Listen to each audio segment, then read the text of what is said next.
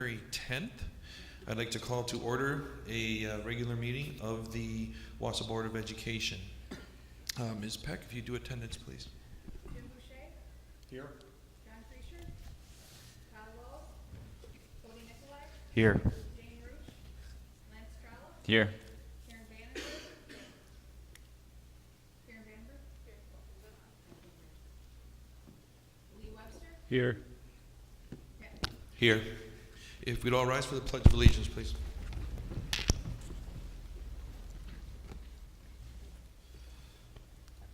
Allegiance to the flag of the United States of America, and to the republic for which it stands, one nation, under God, indivisible, with liberty and justice for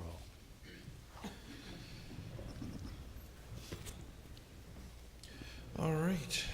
Moving on. It is the mission of the Wausau School District to advance student learning, achievement, and success. And at this point, we'll move to item 5, public and student comment.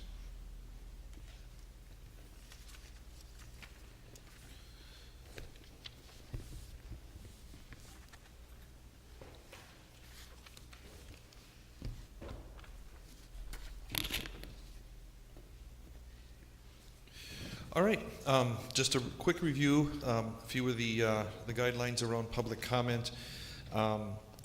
We will be asking each speaker to preface their comments by announcing their name, address, and or group affiliation if and when appropriate. Each statement made by a participant will be limited to 3 minutes. Ms. Peck will have the signs available for you so you can pay attention to her throughout your time. She will let you know when it is up. Speakers shall direct all comments to the board and not to other staff or participants. And speakers bear the personal risk if anything he or she says during public comment period is defamatory, slanderous, or otherwise harmful to another individual.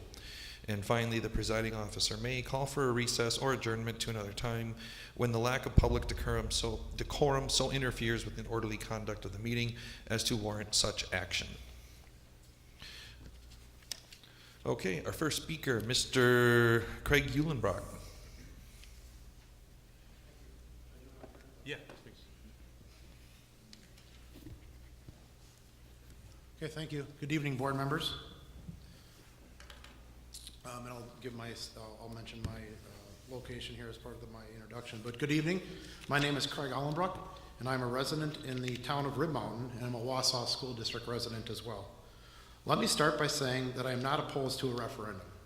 Buildings in this district need to be addressed, but I also think it is important to consider right-sizing the district. It is hard to justify putting dollars into buildings that will probably not be around in the next 5 years. Numerous school districts in the state are having to deal with these same issues and are making the tough decisions to close buildings if necessary.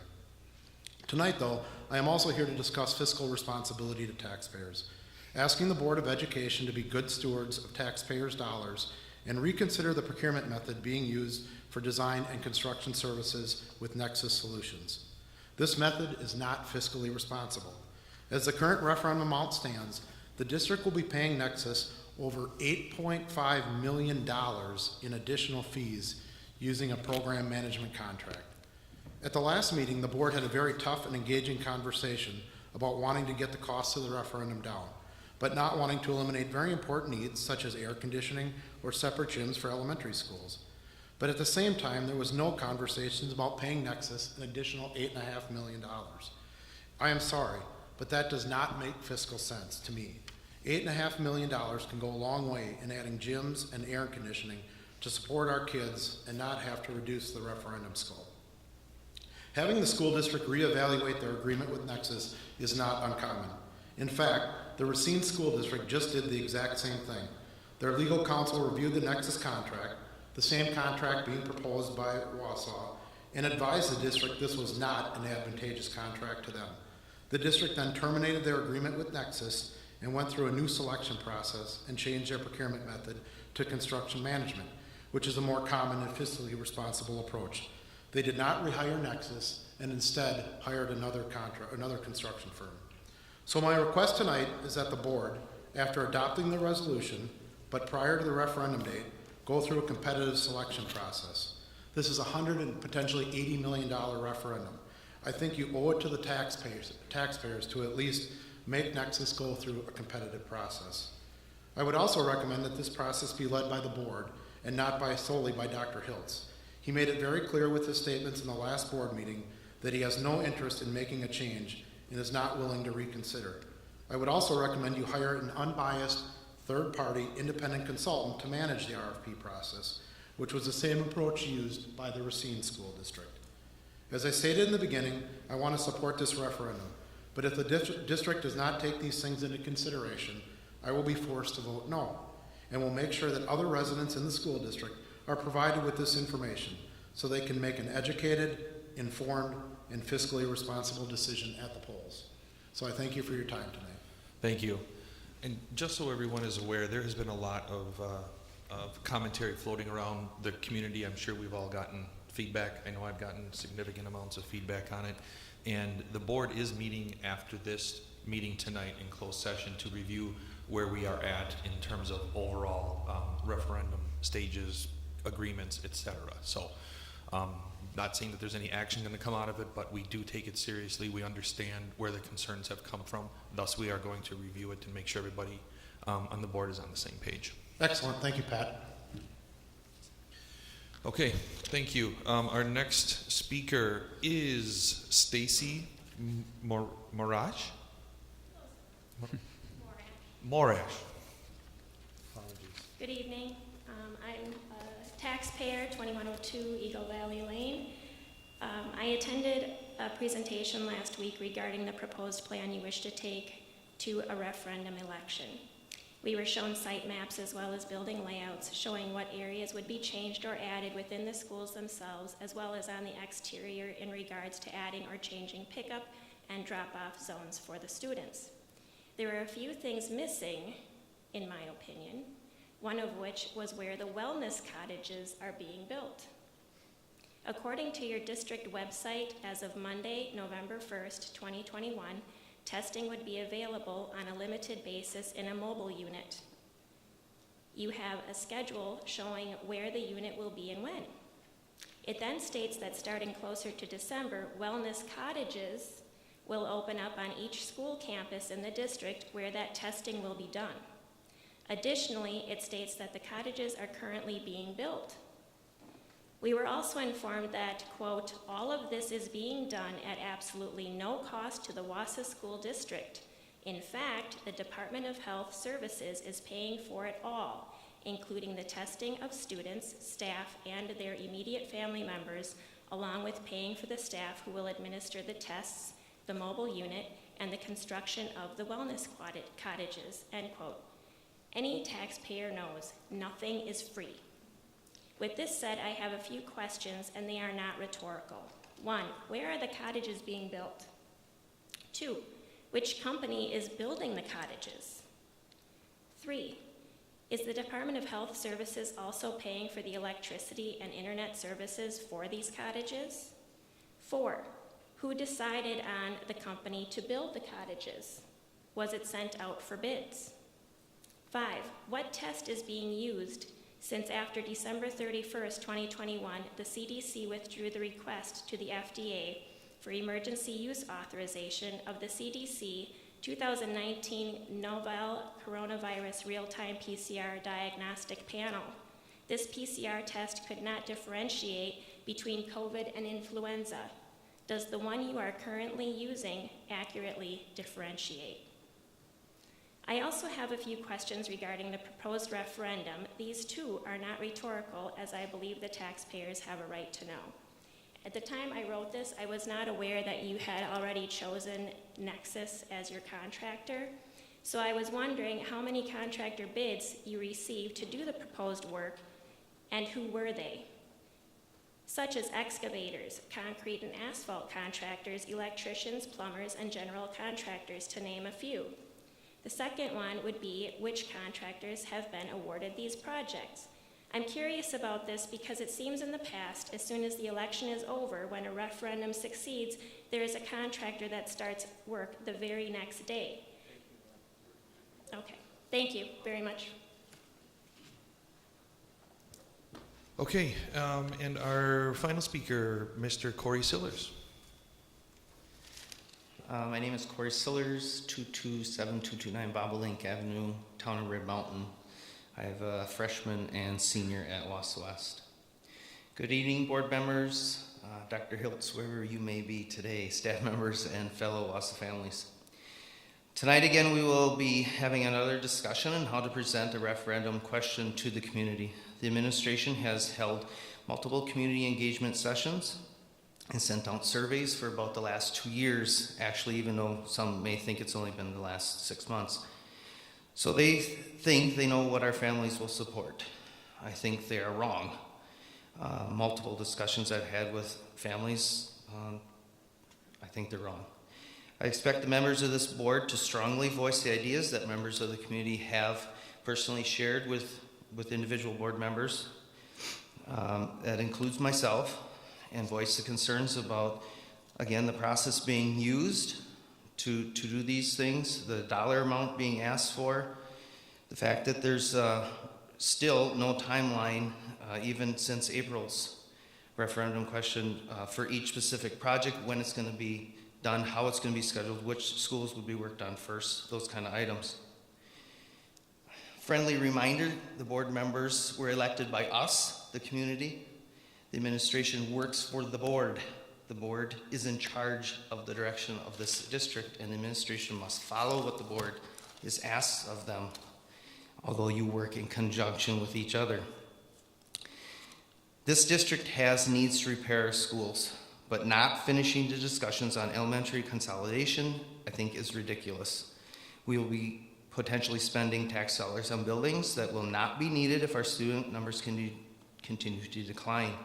We should fix and improve our buildings for our students. I'm not against the referendum. I'm not against spending money. I'm not against repairing our buildings. We need to continue and finish our discussions for the future of our district. Bob Tess speaks often of the state funding equation. It's beyond complicated. I think I finally have a little bit of a grasp on it. And this system is plainly broke, and it needs a revision to better serve all of our Wisconsin taxpayers. It basically forces spending and borrowing, and where schools can never escape debt, because if they don't spend it, they don't get it. This is wrong, but that isn't an issue for Wausau alone. It's a state issue. And I don't know, that's my next goal in life, I think. I know one assemblyman has worked on it for 30 years, and he retired and didn't accomplish anything. But you guys can't. It's just a screwed up system. So speaking to the other families,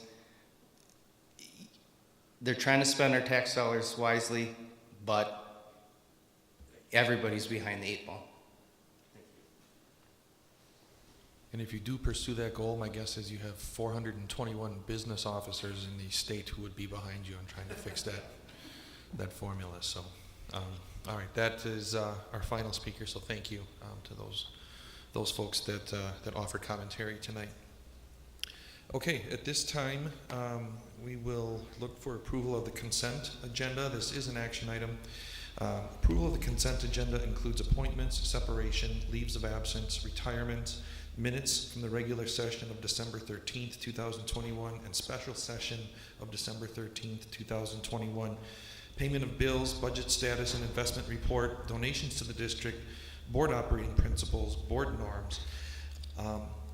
And the donations to the district this month include Iron Bull Incorporated, Timothy and Jody Weiss, Daisy Maids, First English Lutheran Church, Rib Mountain Lutheran, Knights of Columbus, Donors Choose, Sillers Construction, Corey Sillers, Reuter Ware Law Firm, Mary Stanford, Richard and Carol True, John Waratney, Jim Zelink, and Edgar and Carol Betancourt.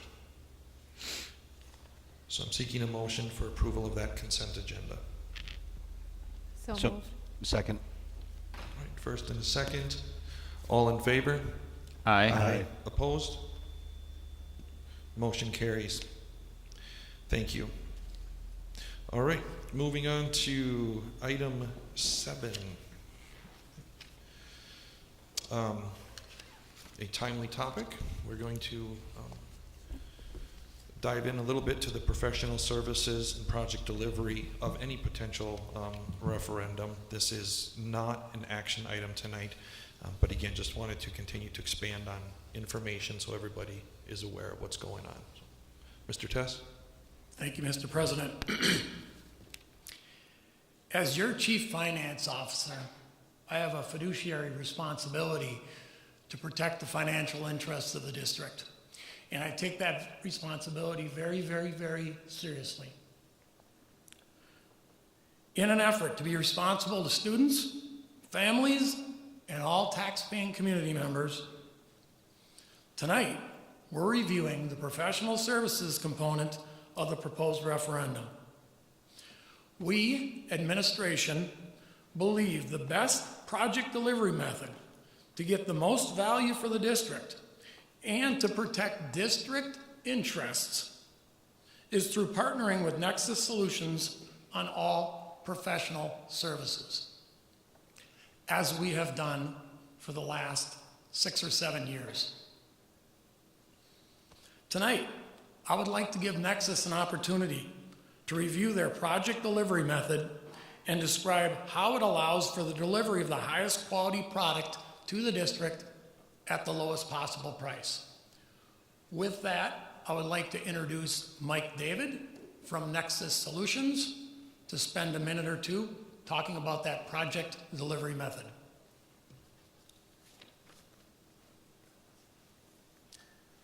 Thank you, Bob. And thank you to the board for an opportunity to visit with you this evening. As Bob mentioned, my name is Mike David. I'm one of the principal owners of Nexus Solutions. And I want to thank you for giving us a few minutes to share our thoughts with you. Recently, I have heard people tell you things like Nexus treats contractors unfairly, that the contractors pad their bids with a quote-unquote Nexus factor, and that Nexus fees are higher than what you should pay. You know, all of this would seemingly drive cost up, and considering that you're searching for ways to reduce the cost of the project, you know, I understand this. I guess I empathize.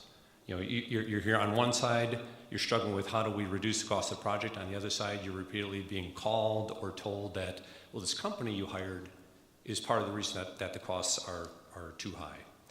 Well, I'm here to share kind of the other side of the story with you tonight. So as you have your discussions, maybe you have a little broader picture. First off, while we've worked with the district for the better part of 8 years, we really don't have all that much interaction with the board. And understandably, and that's quite common in districts of this size.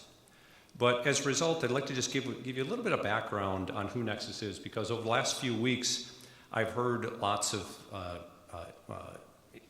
insinuations on maybe what we are or aren't, or what we are capable or aren't capable of. So I thought you should hear straight from us.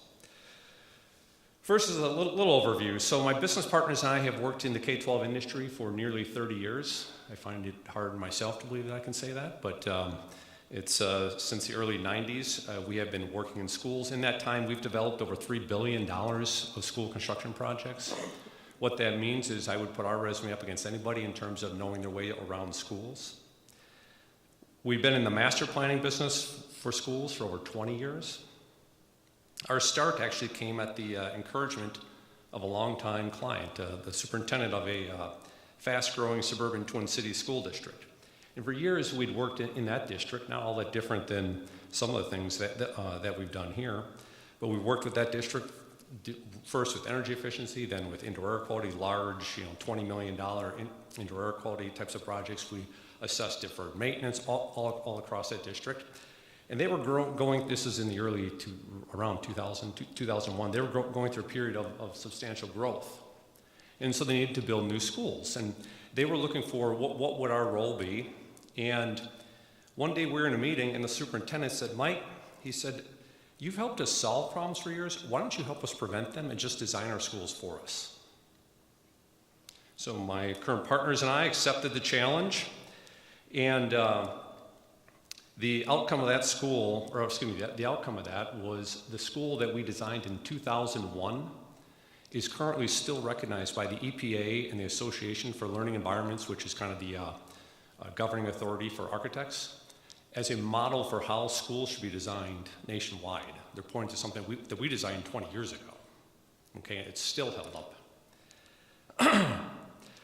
From there, we've evolved into what we are today. So does Nexus have the wherewithal?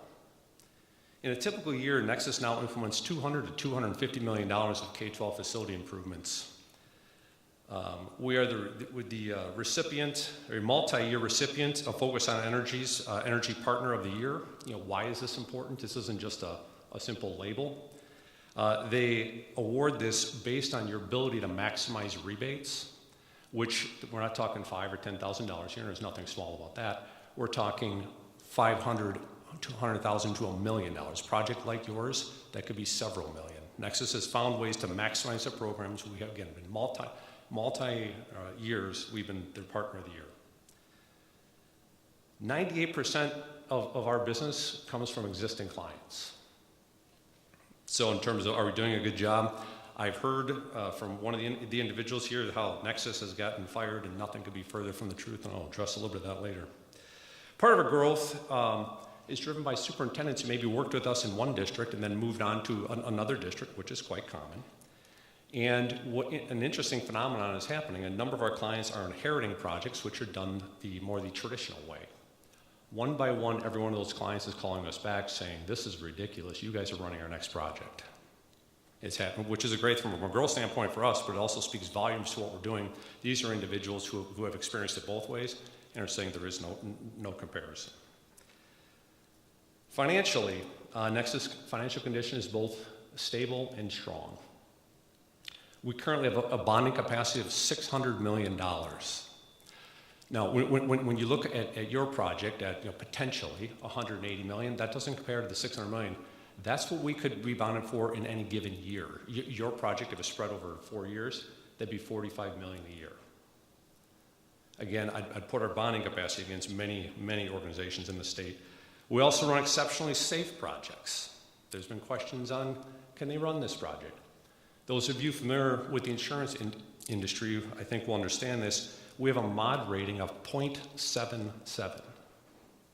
Anything below 1 is considered good. Many companies in the industry run over 1. What that translates into you is again, more cost effectiveness. So in a short period of time, we have become one of, if not the largest providers of K-12 facility solutions in the area.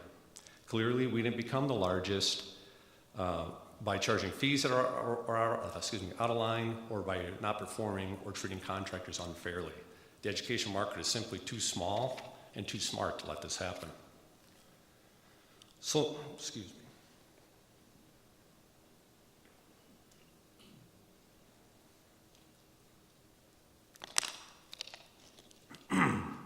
Now I'd like to move quickly to educating you a little bit on what's been done here.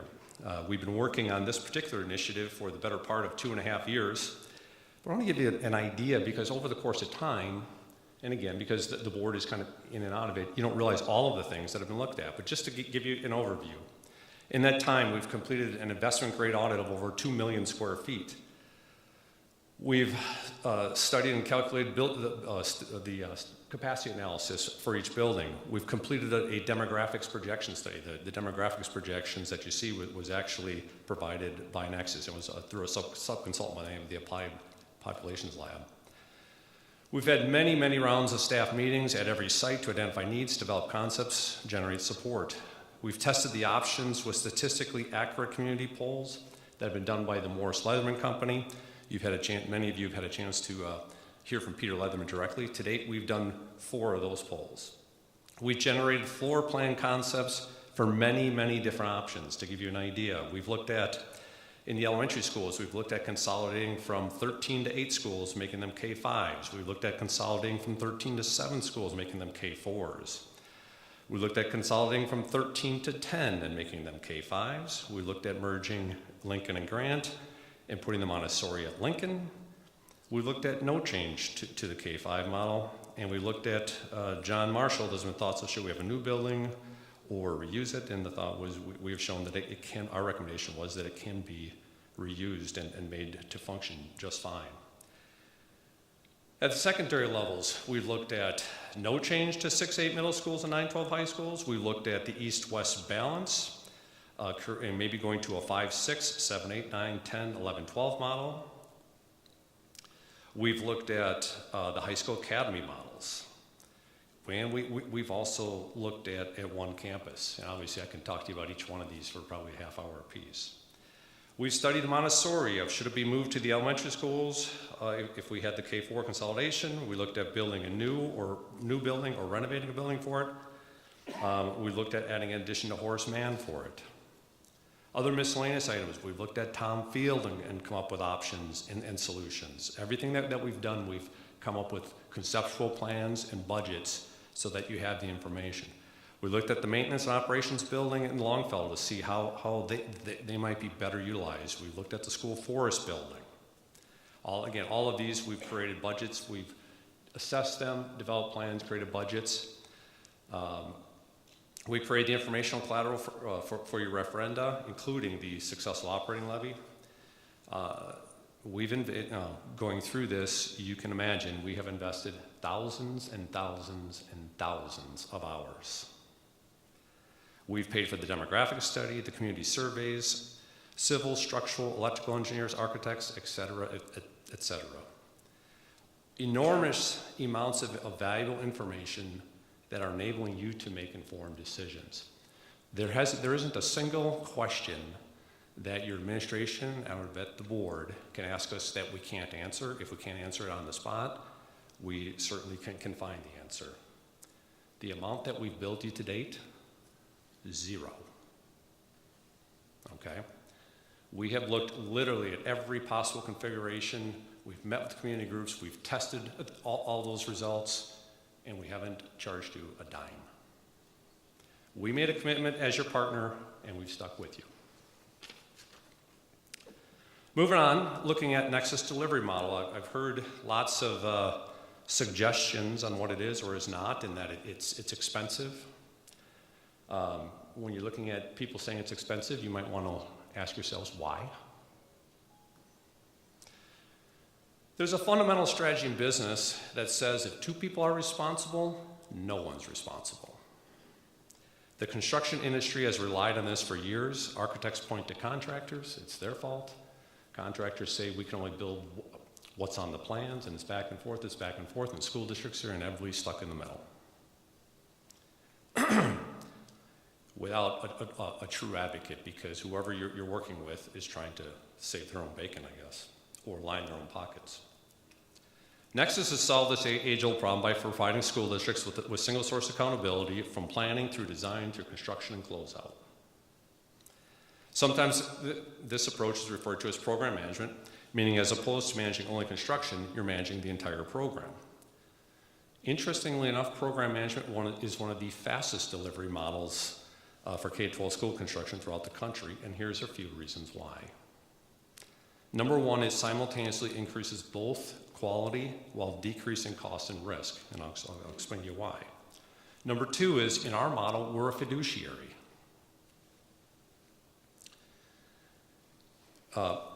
In that we have responsibility to provide you with unbiased guidance throughout the design and construction process. This flat out cannot be said about the general contractor model, because any guidance you're getting from the contractor, they are conflicted by the fact that they are also providing the contracting work, okay? Nexus our model is the single approach out there that doesn't do that. When you're working with us, everything that we're evaluating, we don't stand to gain by it. The companies that are bidding on your work who do not have an influence over specifications or the budget. In other words, I hear from the general contractors out there that they're interested in the management services. That's part of it, but in reality what they're interested in is they have control over the specification and over the budget.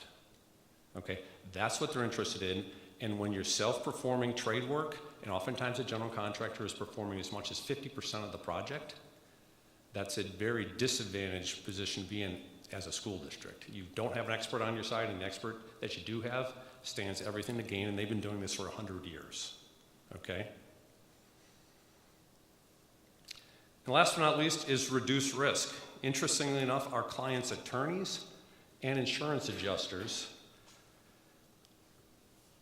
have both stated our model is superior because it provides 100% financial transparency, and as a single source, it lowers risk. Okay?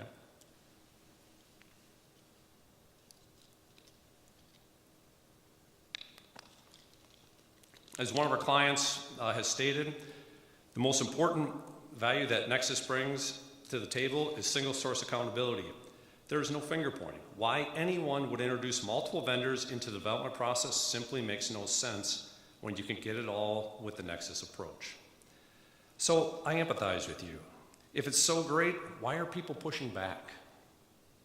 Well, invariably, the genesis of most of those calls are from contractors.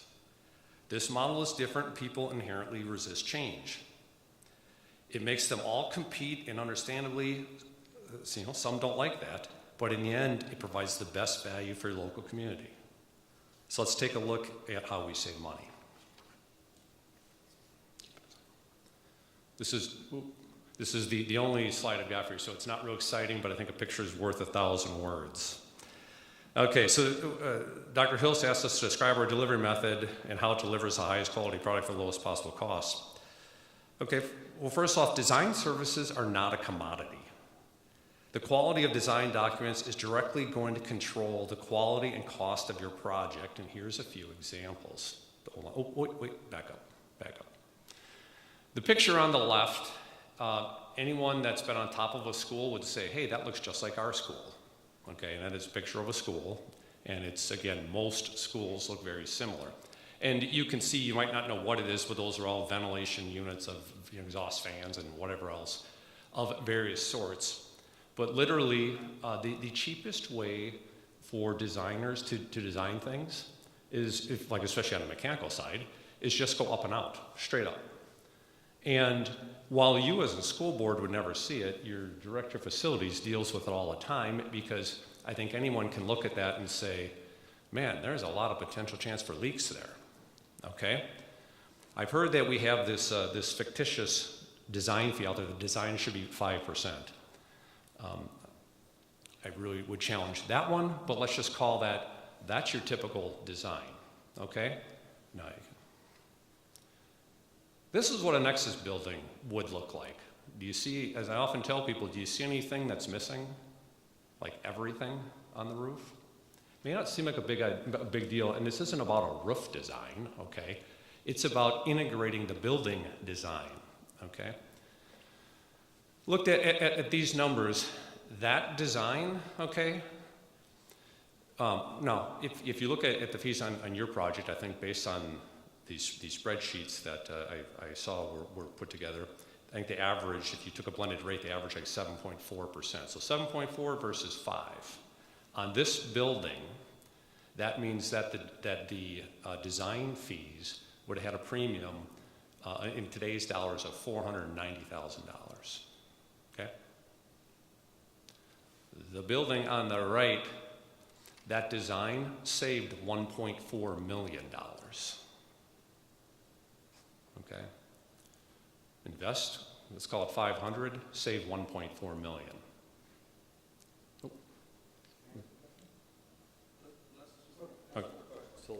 Okay?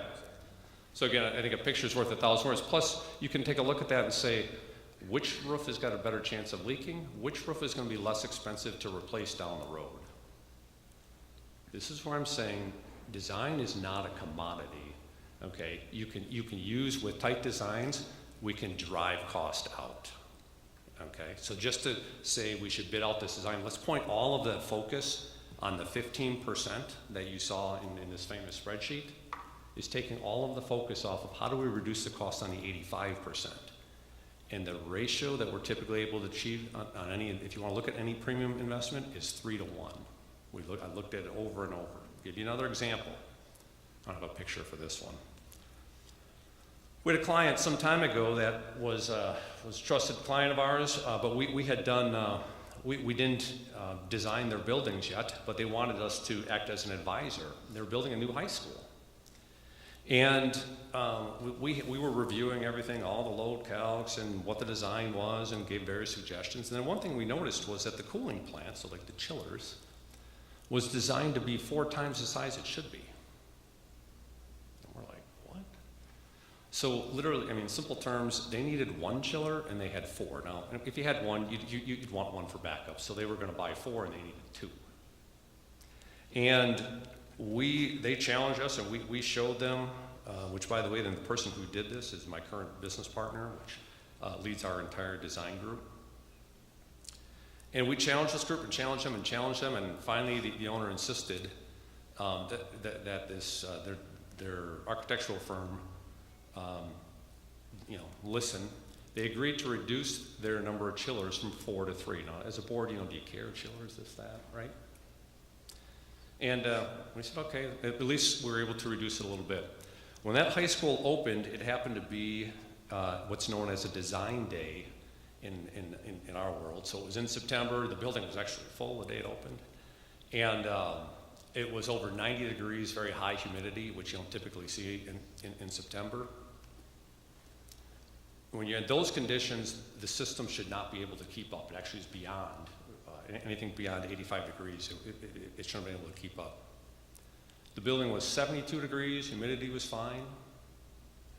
1 chiller was running, and they had 3 of them sitting there. And the board found out about this and said, you mean to tell me that we bought, they needed 1 for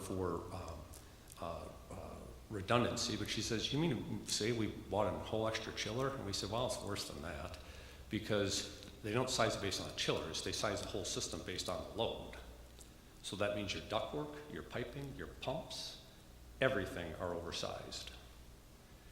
And we calculated that, and she says, what was the value of that? So we calculated it out, $8.4 million. And it's not like, well, we'll use it someday. No, all this stuff's oversized, it'll never be used, okay? Worse yet, and Larry would know this, systems aren't meant to be oversized. Now the system, it like idles along, it never operates efficiently. There's nothing that they could do about it. From that day forward, we did all of their design work for them. Okay, so it does make a difference. There is a huge difference up front. We take the principles here I'm talking about, we take these and apply these across all the buildings. It's how we're driving the cost out in the design. There's a high school in northwestern Wisconsin, due west of here actually. This was not our project, but I know somebody on the board very, very well. They hired a well-known Wisconsin architectural firm to do a major renovation and expansion of the high school. By the time the project was finished, there were over 1,100 change orders, which was incredibly expensive because those of you familiar with construction, when you're paying change orders, you're beholden to the contractors on site. I asked the individual I know that he's now a former board member, I said, why did you hire that firm? I'm not going to say anything bad about them, I won't say who they are. If I said the name, you would know it. He said, Mike, their proposal and presentation were by far the best, and then they had the lowest fees. He says, we just couldn't resist it. And, now they regret it. Okay? Comparatively, what I'm talking about here, Nexus plans and specifications are we're notorious for being extremely accurate, virtually eliminating change orders. This actually can be a little upsetting to some contractors because they're used to bidding low and trying to make it up in change orders, and I get their strategies. I don't fault them at all. But at the end of the day, it's not in the school district's best interest. That doesn't happen on our projects. Then so that's on the design side. On the contractor side, interestingly enough, there was a comment from one of your community members tonight which asked about, well, have we awarded all the contracts for all the contractor work yet? And no, that's exactly the benefit that you get with Nexus approach. We are contractor neutral, okay? We don't have any predetermined relationships with any carpentry contract or concrete, masons, excavators, you name it, mechanical, electrical. Everyone who's qualified can bid on our projects. And if a contractor doesn't win one project, they can come back and compete on another project. So we're able to spread the work out in the local community so everybody has a fair chance.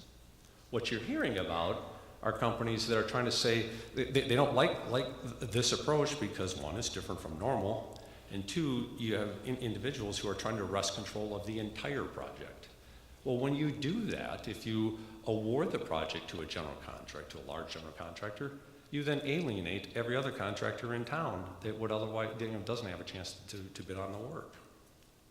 So our work spreads your business out to a larger pool of contractors. Case in point, and I've heard comments about, oh, contractors don't like to bid on Nexus projects. I shared this with some of you. Recent project at DC Everest, which the total project there was, off the top of my head, I'm going to tell you, it was about $85 million, $87 million, something like that. 9 different general contractors bid for the general trades, so carpentry, masonry, concrete, etc. Nearly all of them won a portion of the project. And there were large contractors, by the names of Findorf, Bolt, C.D. Smith. There were small contractors by the name of Scher, Altman, and others. So everybody had an opportunity to compete on the business. Everyone had a fair chance. We busted the project up, so we bid out, again, the general trades, the mechanical, electrical, excavating, etc., so that one group wasn't advantaged over the next. When we looked at, when we finished DC Everest, which we're in the final phases of it now, all the bidding has been done, we conservatively identified 15% savings using our approach. And you can talk to Dr. Gilmore if you'd like on this. She talks about how much additional work they were able to get done and the fact that politically, again, they spread everything out so everybody had a fair chance. The 15% savings across their project equated to $9 million. Their project is about a third the size of your potential project. So if you extrapolate that, that's potential for $27 million in cost reduction, okay? The dollars are significant. That's also why you're getting called by contractors trying to get you to change your approach, because I get it that they would like to have unfettered control of that budget, but I think in terms of what's the best interest for the community, it's to bid it out to qualified contractors. And at the end of the day, you're not reducing quality because you have one entity to hold accountable.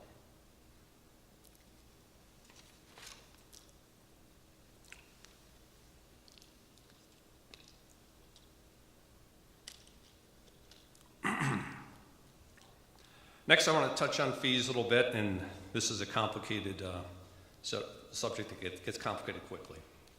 Again, I empathize with the board. You're in a challenging position to get the best deal possible for your local community. You have contractors telling you that you're paying a premium for Nexus. You're compelled to investigate it. I understand that.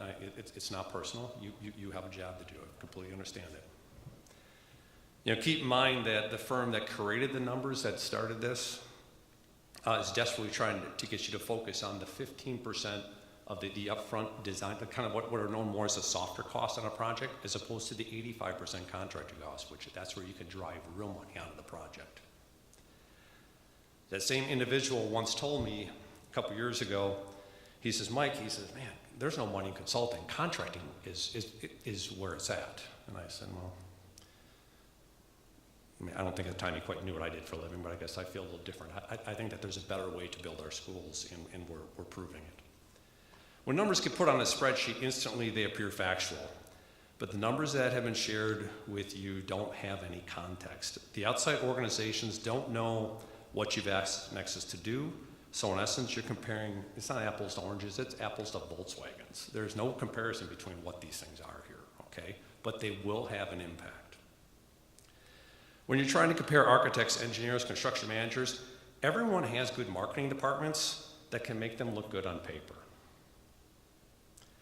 Even with a trained eye, I can tell you it's difficult to discern one company from the next. And I've looked at all of their proposals. We've had, through the years, we've had clients hire us to do evaluations.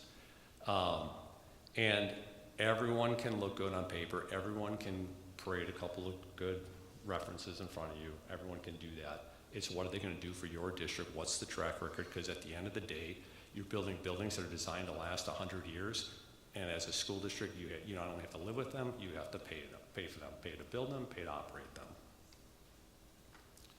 So it's very difficult to try to do that. Your best estimate is, quite frankly, your own experience and what has that company done elsewhere. There's fees, and you gotta, it's a whole game that's played with fees, stated fees versus actual fees. I see fees, low fees stated all the time, and then you look at what the school district ends up paying, and either one of two things happen. There's, in the fine print, there's all sorts of ways to add to that fee, so at the end of the day, you ended up paying a lot more. Or, one firm is notorious out there, they don't have any ads, but they only do 70, I call it, they do 70% of the work because their change orders are huge, okay? So they just let the contractors finish the designs on the job. One way or another, it happens. So when it comes to professional services, you can always pay less, but in the end, you get what you pay for. The quality of the design documents is going to control the quality and the cost of your project. Nexus is not going to have the lowest fees. It's we never promised to. That isn't what we're about, but we aren't going to be the highest either.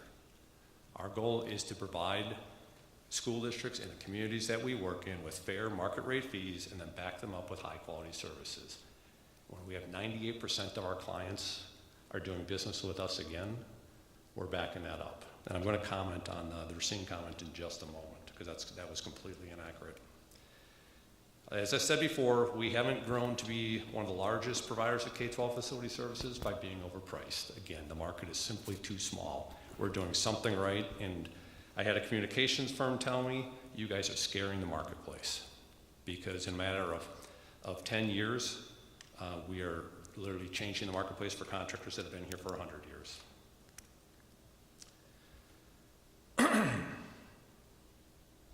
A quick comment on Racine, by the way, because the comment was made before that they took a second look at the Nexus approach and their attorney decided that it wasn't right and that they fired us and that they re-RFP'd it for a different type of service.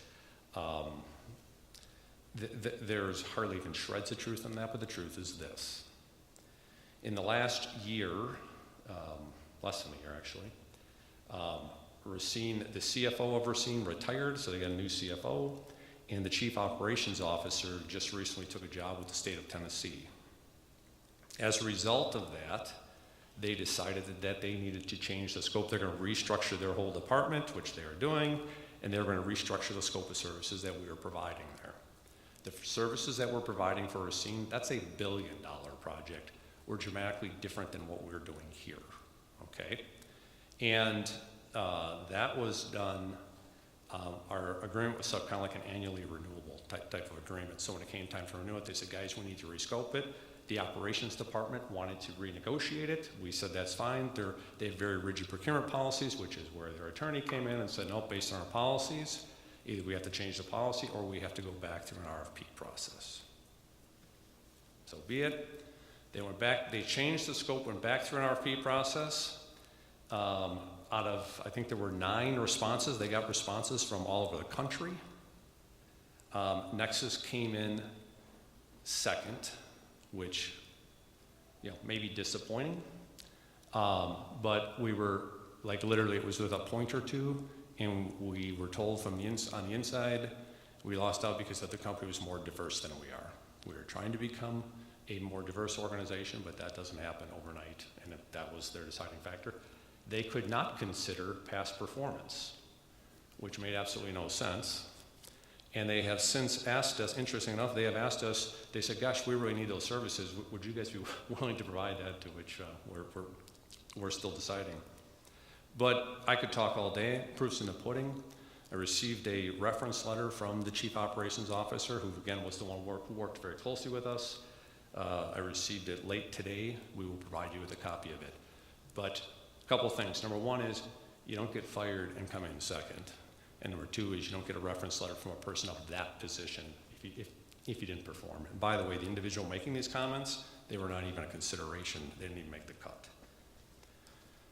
All right, moving on. And this is the most difficult part of my talk tonight, but I believe it needs to be said. It's stuff that you need to be aware of. Breaching a contract is always an option. Mr. Trollop, you're an attorney, you of course know that. That again, breaching means breaking the terms of the contract. That's always an option, quite frankly. That's why you have a contract, so that if it's broken, you know what the rules are. And so, knowing that there's been some talk about that, and we have been working here for a long time, I consulted with my counsel to say, okay, how does this work? Because I'll tell you, in 30 years, I've never had it happen. So, bottom line is, according to my counsel, I'm not suggesting, I'm not saying what we are for sure going to do. I'm going to tell you what we have been advised. I think you guys have your own counsel that you can get their opinion. I believe it will line up. My counsel has advised me that based on our agreement, that the damages, there is a cost associated with breaching an agreement. An agreement of this magnitude, when I talk about all of the work that we've done, literally thousands and thousands and thousands of hours, the value, the cost, if you will, what's known as damages, would be the value of those services provided to date, number one. Number two, because we've performed, we've dedicated all the resources, it would be the lost potential profits on the next phase. And number three is, under a federal copyright statute, it would potentially be a licensed use Nexus work product going forward. So again, I cannot emphasize enough, we have no desire to go that route, absolutely none, okay? And when you look at the thousands of man hours that we've invested, we've treated you like a partner. Again, while we haven't calculated it, I can assure you that the costs would be at or above the mirage of savings that they're being waved in front of you. And it likely delays your referendum from not happening in April to happening later, November or beyond, which the costs that would be associated with that. So again, I don't fault the board for looking at ways to reduce the cost, but this isn't the place to look. We've got ways to reduce the cost. We can drive the cost out of your project. There's no doubt. We have proven that time and time again. But I don't believe that would be a smart decision. Ultimately, you can make the decision that you think is best for the district. I can't say it enough. This is not, let me be clear, this is not how we want to make money, not at all. Okay, we simply want to continue being the district's partner and providing the value-added services that we have for many, many years. Traditional firms will build you a building, we build school districts, okay? Last but not least is if there's questions, or I've handed this up before, I do have because there's been talks about projects in this area. I've got a series of reference letters. If you're interested, our clients say great things about us, and every one of our clients provides them. I mean, everyone does if we ask. I would like to hand those out to you. You can, they speak to what we've done. And the one, as I mentioned, from Racine, you'll have that. We'll forward that to your administration. They'll get it to you.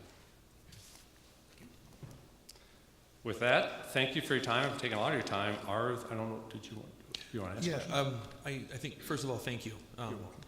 Great information. I would like to give the board the opportunity. I know we have at least one question, but want to make sure that each board member has an opportunity to clarify anything that may have been brought up. So if you want to start on my left, Ms. Lowe, any comments or questions for Mr. David?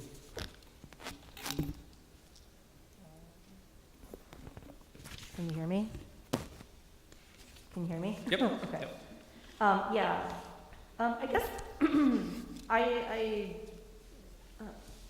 so I do know that in the building business there are specialized. Thank you. There are specialized builders, I guess. Because I do know that there are certain companies that can build hospitals, and then there are certain that can't because you need a special, I don't know what it is, but it's a special license or things like that. Is that the same with schools also? Schools are not, from a building perspective, are not as complicated or sophisticated as a hospital. The tolerances on sort of like vibrations and things like that are greater in schools, meaning that there's more tolerance. There would be more likely to be specialized contractors in hospitals than there are in education. But as part of our process, when I talk about that every qualified contractor would be allowed to compete, part of what we do as our service on behalf of the school district, two things. Number one is we vet anyone who does submit a bid, we vet them out to make sure that they are qualified, that they have the experience, that they have the capacity to get the job done. The second thing is, and here most of your contractors I think are fairly aware, but we go out and market the project to them to generate interest so that we get as much interest in the project as possible. So we generate the interest and then we also vet the contractors out, because the challenge with school projects, especially renovation work, is that in the average summer there's 53 working days, and that's when a lot of our renovation is done. So we need to make sure that they have the capacity to do the work. And but again, when you take a look at the contractors that we've had working on our projects in Stevens Point and DC Everett, which collectively they were roughly $200 million. Literally every contractor that does work in school projects was working on those projects, both big and small. Okay. Does that help? Yes, that does. And then I guess my next question would be, so, and I hope maybe Mr. Tess can, answer this question. So this topic, it's really odd to me. It just kind of came out of nowhere, and I don't even know where it came from. So where are the origins of the issue with Nexus? Like, where do they originate from? Where are these issues coming from? Because this is the first time, or this is the second time that I've heard, the issues with Nexus, other than our last meeting where there were public comment about problems with Nexus. So this is like the first time that I've heard that there were any issues with Nexus. Where are the origins of these issues coming from? I think you as board members can probably answer that question almost as well as I can, because you have been the ones that have been contacted, and we're hearing in open session from some people about being critical of the project delivery method. And we've talked about our project delivery method. All of these things that we're talking about tonight, we've talked about already at length for the last 5 or 6, 7 or 8 years.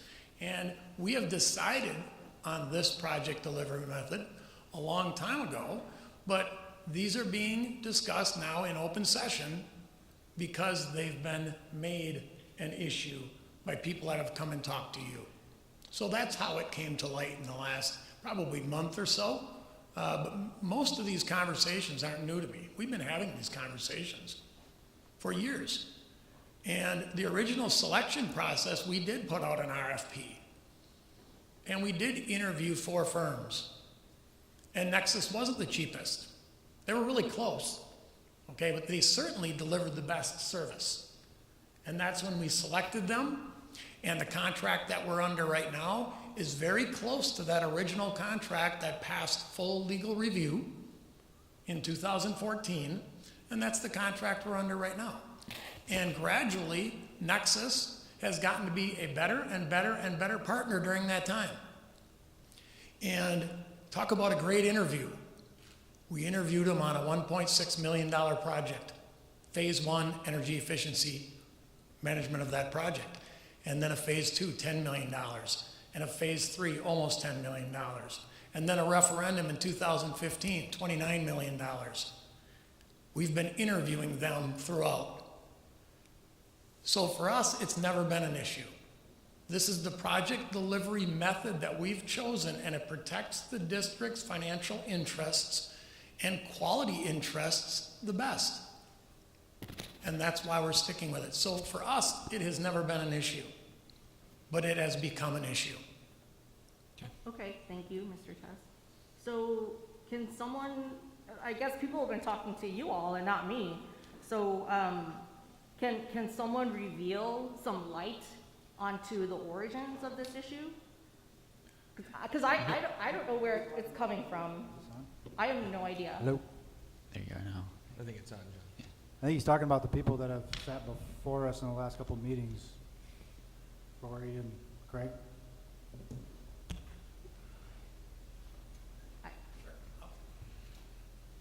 Yes, that's exactly what we're talking about. And people, they want us to protect their interests as taxpayers. I certainly agree with that, okay? So that's why we're having this discussion in open session, so we can convince people that we are good stewards of taxpayer money. And we are using a project delivery method that works for the district and doesn't necessarily work for Nexus, doesn't necessarily work for general contractors. If it happens to work for them, that's fine, but we're convinced this project delivery method works the best for us.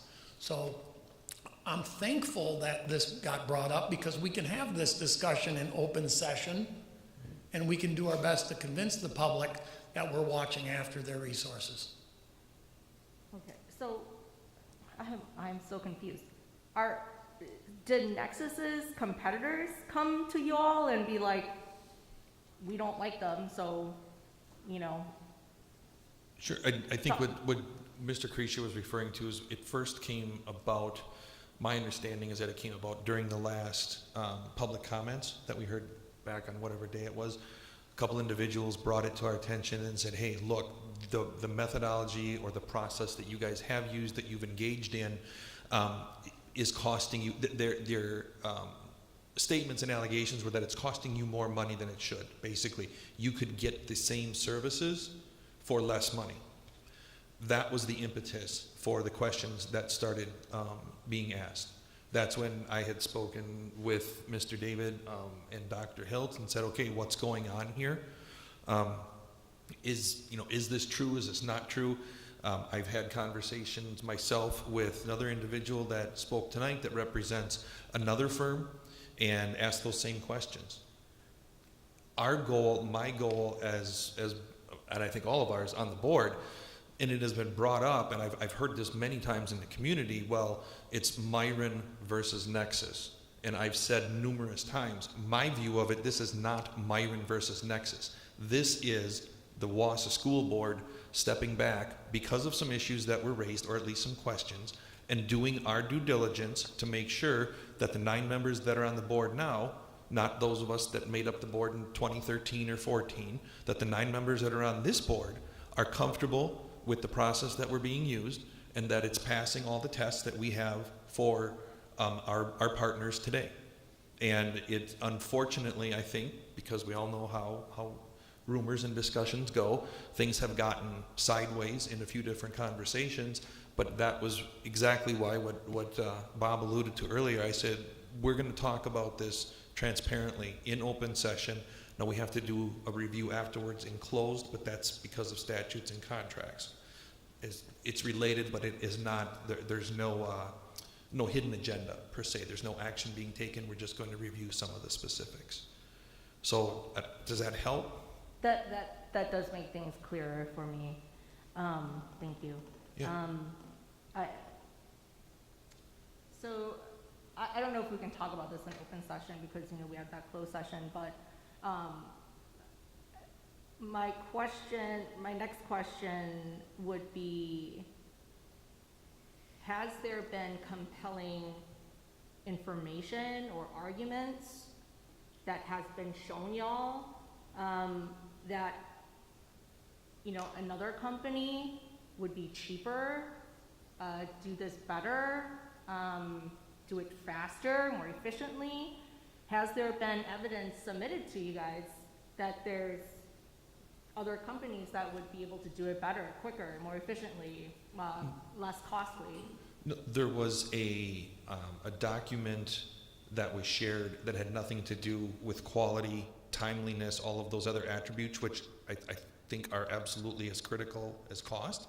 But it had some hypothetical scenarios in terms of what would be more cost effective with certain types of services. And that's what Mr. David was referring to earlier relative to architectural services as an example. In the Nexus model, I think you said it was 7.15% was the blended rate. So 7.4% versus what was posed in a different document, let's say was 5%. Well, then you can extrapolate that to say that the 2.4% variance equates to $4 million or whatever it is. But again, for a lot of the issues and the reasons that Mr. David brought up, it's not necessarily advisable just to look at it in those terms because there's many other factors that build up to the overall project cost and quality. Okay. So I don't believe in the industry that there is a uniform spreadsheet that there's that someone can put forth and say, all right, here's firm A, B, C, and D, and here's how they always end up because each project is so unique. I'm speaking way above my design pay grade here, but. So an alternative would be that we would utilize an architect or an owner's rep to do a very similar process to what Nexus does, and then that would go out to bid to many different general contractors. There's other methods to achieving the same goal. So there are multiple paths, and like I think Pat said, there's no one set path that is a preference in the industry, especially with K through 12 construction. So. Okay. So you seem very sure of that. Like, who are these companies? I'm sure of the fact that there's other paths because of the field of work that I'm in and dealing with large general contractors and big projects and things of that nature. I just think it would behoove the board to, obviously discuss tonight, does it make sense to have an unbiased third party help assess this so we can make sure that we are all in alignment and whatever path we determine to be appropriate. I think if there's valid information on the table that demonstrates that we could save potentially millions of dollars, that it's something that we should all take pretty seriously. Okay. So, but you guys do understand that if we do go with someone else, if this referendum is going to be on the April ballot, it's going to push things back, right? Absolutely, yes. And as I said before, there are many, many factors that go into our particular situation. And what Mr. Kreischer was referring to, I think is probably the point that really I think we need to walk away from this meeting with, is that there are alternative methods. That doesn't mean that they're going to work for us. That doesn't mean that they're in our best interest. It's just something that we need, in my opinion, need to step back, review, and again, affirm this is the approach that we should take. Okay. I have not heard of any recommendation from anyone that we should terminate, do anything. This is simply us being good stewards, I think, and reviewing some options that have been brought to our attention and saying, hey, do we want to pursue this or not? And we have to understand all the risks and all the potential rewards that go along with that. Yeah, I understand that. It just kind of, I haven't heard of this before until the last meeting when there was public comment. So that's, it just kind of like was surprising to me that, this is something that we're talking about. Because my other concern is the breach of contract. And so I think, when he was going through, what would be involved in breach of contract, to me that sounds like millions of dollars. So if you're talking about saving millions of dollars, I would not go the route of breach of contract right now. I would wait until the contract with Nexus ended, and then if we wanted to, we could go ahead and explore so that there's not this breach of contract which is going to cost millions of dollars. So. No, I absolutely agree with you, and just again to reiterate, there has been no discussion of any type of a breach of contract with Nexus. To steal a line from Apollo 13, my view is a breach of contract is step 802. We're on 4 of seeing, does this even make sense for us to review how much time do we want to invest in, going back over this et cetera, et cetera. But your point is well taken. There certainly are many other factors, breach of contract and penalties being one of those that we have to consider. Okay. Anything else? Okay. I have no questions. All right. Yeah. Just a quick comment. You'd made the comment, Pat, that this is becoming known as Myron versus Nexus. This is our industry. For those outside of it, can be very complicated. Who does what and all this stuff. With Nexus, there's no reason that Myron Construction, we'd welcome them to bid. They've self-performed, I believe, 6 trades. They'd be more than welcome to bid on those projects, just like their true competitors, being Findorf, Bolt, and whoever else. They're more than welcome to participate in that. So, going forward with Nexus does not preclude Myron from getting business on the project. I'd like to know who designed the heat or who did the heat calc for this business, because my hands are, or for this school, because my hands are freezing. I've been noticing that. I'm like, ooh, you're not Anyways. paying too much here. No, that's a different conversation, but boy, it's a little cold up here. Please, Mr. Boucher.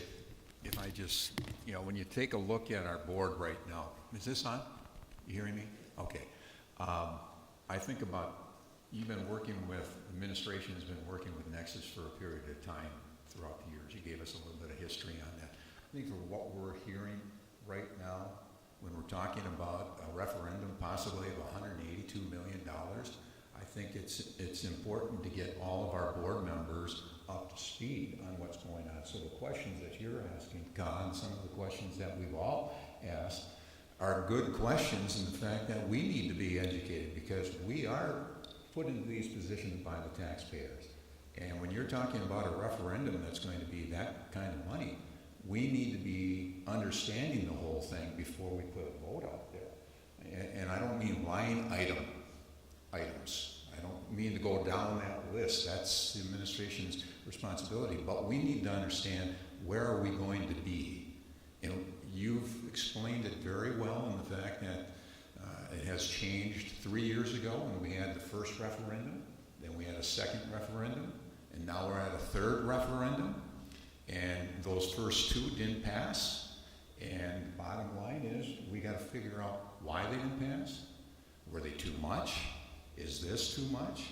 I don't want to keep on coming back to the community and saying, well, let's have another referendum. We have some things that have to be done. And so having this discussion, I'm finding it very exhilarating. I like talking about chillers, by the way, having done that work in the past. I like talking about the redundancies of heating systems and cooling systems, because that is important.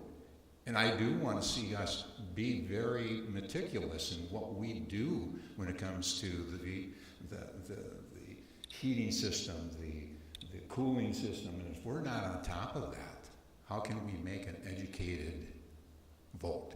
And so I appreciate the fact that we're talking about this. We can enumerate where we go from this, and maybe we have to figure out very specifically where are we going to go with this referendum once we understand what's been going on in the past. And then the pressure might be on Nexus at that time, and the fact that, okay, 3 referendums not passed, now we got to look at things. I don't want to get to that point, because the community doesn't want to be at that point where they're constantly voting on a referendum. We have buildings that have to be taken care of, and we have things that we have to take care of that will affect how many buildings we have. And so we need to talk about all of this. So that's my 2 cents. All right. So it's a good discussion to have in front of everybody. Let the community know that we are being meticulous and we are taking a look at this, because we are the people that are looking at that dollar, that tax-paying dollar. It's my tax-paying dollar as well, all of ours. Yes. Thank you, Mr. Boucher. Karen? Am I on? Yeah, okay. I just want to first thank you so much. I really echo what Jim is saying in that I learned a lot from what you shared, and I think it's important for me in order to make a educated, decision, because I take very seriously the responsibility of supporting what proposal gets brought to the community. I think we we all take that seriously, so I really appreciate the conversation too. Excellent. It's great. My only question for you, actually, you talked, which was news to me, I mean, not necessarily, but all insightful when you talked about all the different things that you've kind of worked with the district on over these 6 to 8 years. Kind of like, what does it look like if we go K through 4? What does it look like if we do this? What, you know, and I, Just a quick clarification. That's what we've done the last 2.5. wow, okay. And, Okay. and I can appreciate that. The conversations have been all over the place. And so, my question with regard to that process, how do you come up, who makes the decisions? Do you make recommendations then based on what you've looked at architecturally, what you've looked at from the data with the polls, you know, that have gone out and surveys that have gone out? How do you present the recommendation to the administration about this is what we think you ought to propose with regard to consolidation, with regard to cost, without, you know, or is that a collective decision that you make? How does that, because obviously you've looked at like endless options. 6 ways to Sunday type of thing, yes. We do, we will, based on our experience and expertise, we will provide guidance. But ultimately, we will stop short of making recommendations, especially on consolidation. We will show, here's all the facts. We research the facilities first, obviously. When it comes to, for instance, consolidations, we look at, that's where I talked about looking at enrollment, you know, projections, building capacity. We really take it further. We get looking at existing boundaries and demographics and social economics and everything that's within that. And we start to say, well, if you're looking at consolidation, you know, here would be logical ways to do it. And so we will provide all the information. We are a very data-driven company. We don't shoot from the hip. We don't go with the gut. We do everything based on data. We find it's much more accurate. I often tell people I like data because it doesn't cry and it doesn't lie. It is what it is, okay? So we work with your administrative and your leadership teams and say, you know, based on what you're trying to achieve, here's different ways to do it. We had a facilities task force involved. This was back in the summer of 2020. That when they're looking at the potential consolidation from, I think it was 13 to 8. And when we went out and polled the community, we found out that, and again, this is not my personal opinion, okay, just the data. With a poll that's accurate within plus or minus 4.5%, there was no support at that point in time. There were 2 things that jumped out. The pollster, which again, he doesn't have a horse in the race either, he said, 1, there is no support, people don't understand the need for it, and 2, he says, this community has, and this person's been doing this for 30 years, has an above average connection to their neighborhood schools. For whatever, this is a nuance of Wausau, and every community has them. So we look at all of that and we present it back to your administrative teams and then, you know, the rest of the other leadership teams and ask them where do you want to take it. So we often refer to it, we have all the puzzle pieces, and if you want us to look at a configuration, we can put it together and look at it both, you know, from a logic and a cost perspective, and also from a political perspective of where is the community on it. So, and we've been through consolidations in the past, so we know what to anticipate. Both consolidations and expansion, they're really not all that different. So I know it's a long way to answer your question, but we don't make the recommendations. We listen to what are the problems that you as a district are trying to solve, and we say here's different ways to solve it, and give them the data to say, and then when it comes to a referendum, here's the data to say here's what can be supported. Great, thank you. You're welcome. That's all. Yeah, I guess just a comment to start off.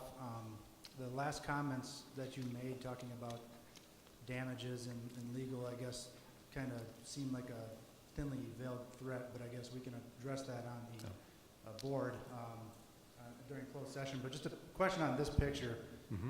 Is that an existing building on the left? It looks Yes. like an existing building. Oh, yeah, yep. Yeah. So to compare an existing building's footprint and duct, work and everything that goes into the HVAC, and obviously, I can empathize with that picture and how many duct openings there are, but that's an existing building versus a brand new building's envelope. It's not quite apples to apples to compare those two. Obviously, a new construction, a new design, we design better buildings to, have better footprints, better energy efficiencies, things of that nature, right? Yes and no. A couple things. Number one is, respectfully, my comments on the cost to breach were not meant as a threat at all. Just saying, you need to make informed decisions. So knowing that you're going into closed session, I think it's only fair for me to let you know, here's kind of what, here's Nexus stance on it, or kind of what they're looking at. That's all that was meant as. Regarding the design of it, is it fair to compare an existing building to a new building? Well, at one time, that was a new building.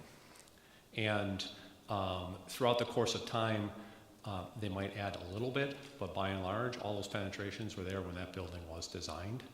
And when we go on top of new buildings today, we often see very, very similar things. We see it time and time again. So it is, I think in that regard, it's a fair comparison because, again, at one time it was new. The design didn't change over time. It's not like that building on the right is going to look like the one on the left in 20 years. It's not. So I believe it is a fair comparison. It takes, I think you can understand, it would take a whole lot more design work and collaboration to do the building on the right. And, and it's architecturally, it's not a fancy building at all, but that was what that district chose to do. But it takes a lot more collaboration, a lot more thought, as opposed to just penetrating out and how do we do this from a design perspective the cheapest way possible. One other question, or you talked about transparency, and obviously we're up here as elected officials and we're dealing with public funding. Yeah. I take it very seriously, Yeah. and so the potential to analyze our options here as a board, I think you would agree that transparency, and at least maybe taking a step back and having an unbiased, party come in and assess the situation is, something that we probably owe ourselves and the public to be very transparent in that regard. I know you shared a lot of good information here for all of us to consider, and I just think transparency and that's a very important aspect of all this, right?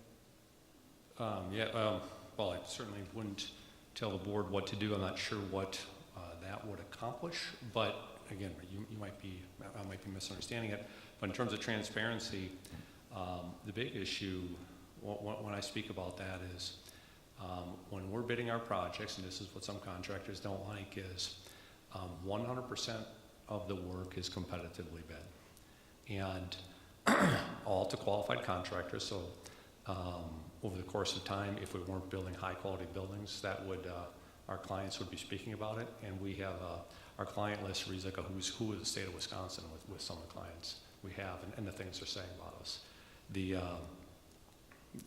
generally regarded as the top, no disrespect to Larry, but the top facilities director in the state, he's regarded as one of, if not the best in the nation, is the director of facilities. He's actually the chief operations officer for the Kenosha Unified Schools, has his master's in mechanical engineering, he's a professional engineer, and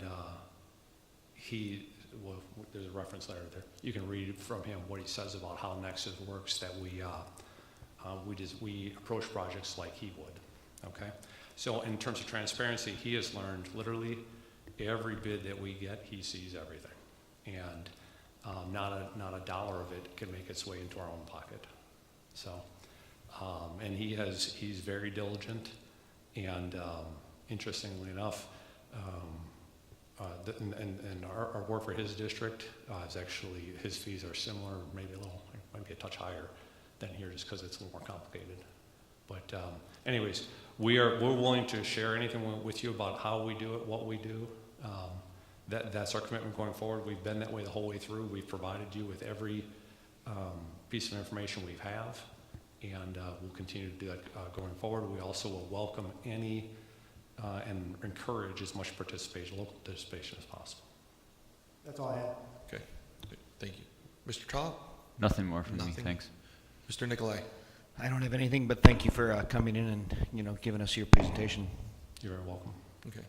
And I just wanted to clarify too, based on what your question actually made me think of this. This was not the review and the questions that are being asked were not a result of anything that Nexus did or did not do, or any type of, I don't know, I don't want to say wrongdoing. It has nothing to do with any of that. It was simply questions that were raised about fees and could the district, save money, potentially save money somewhere. So it has nothing to do with performance on Nexus's part. I wanted to be clear on that.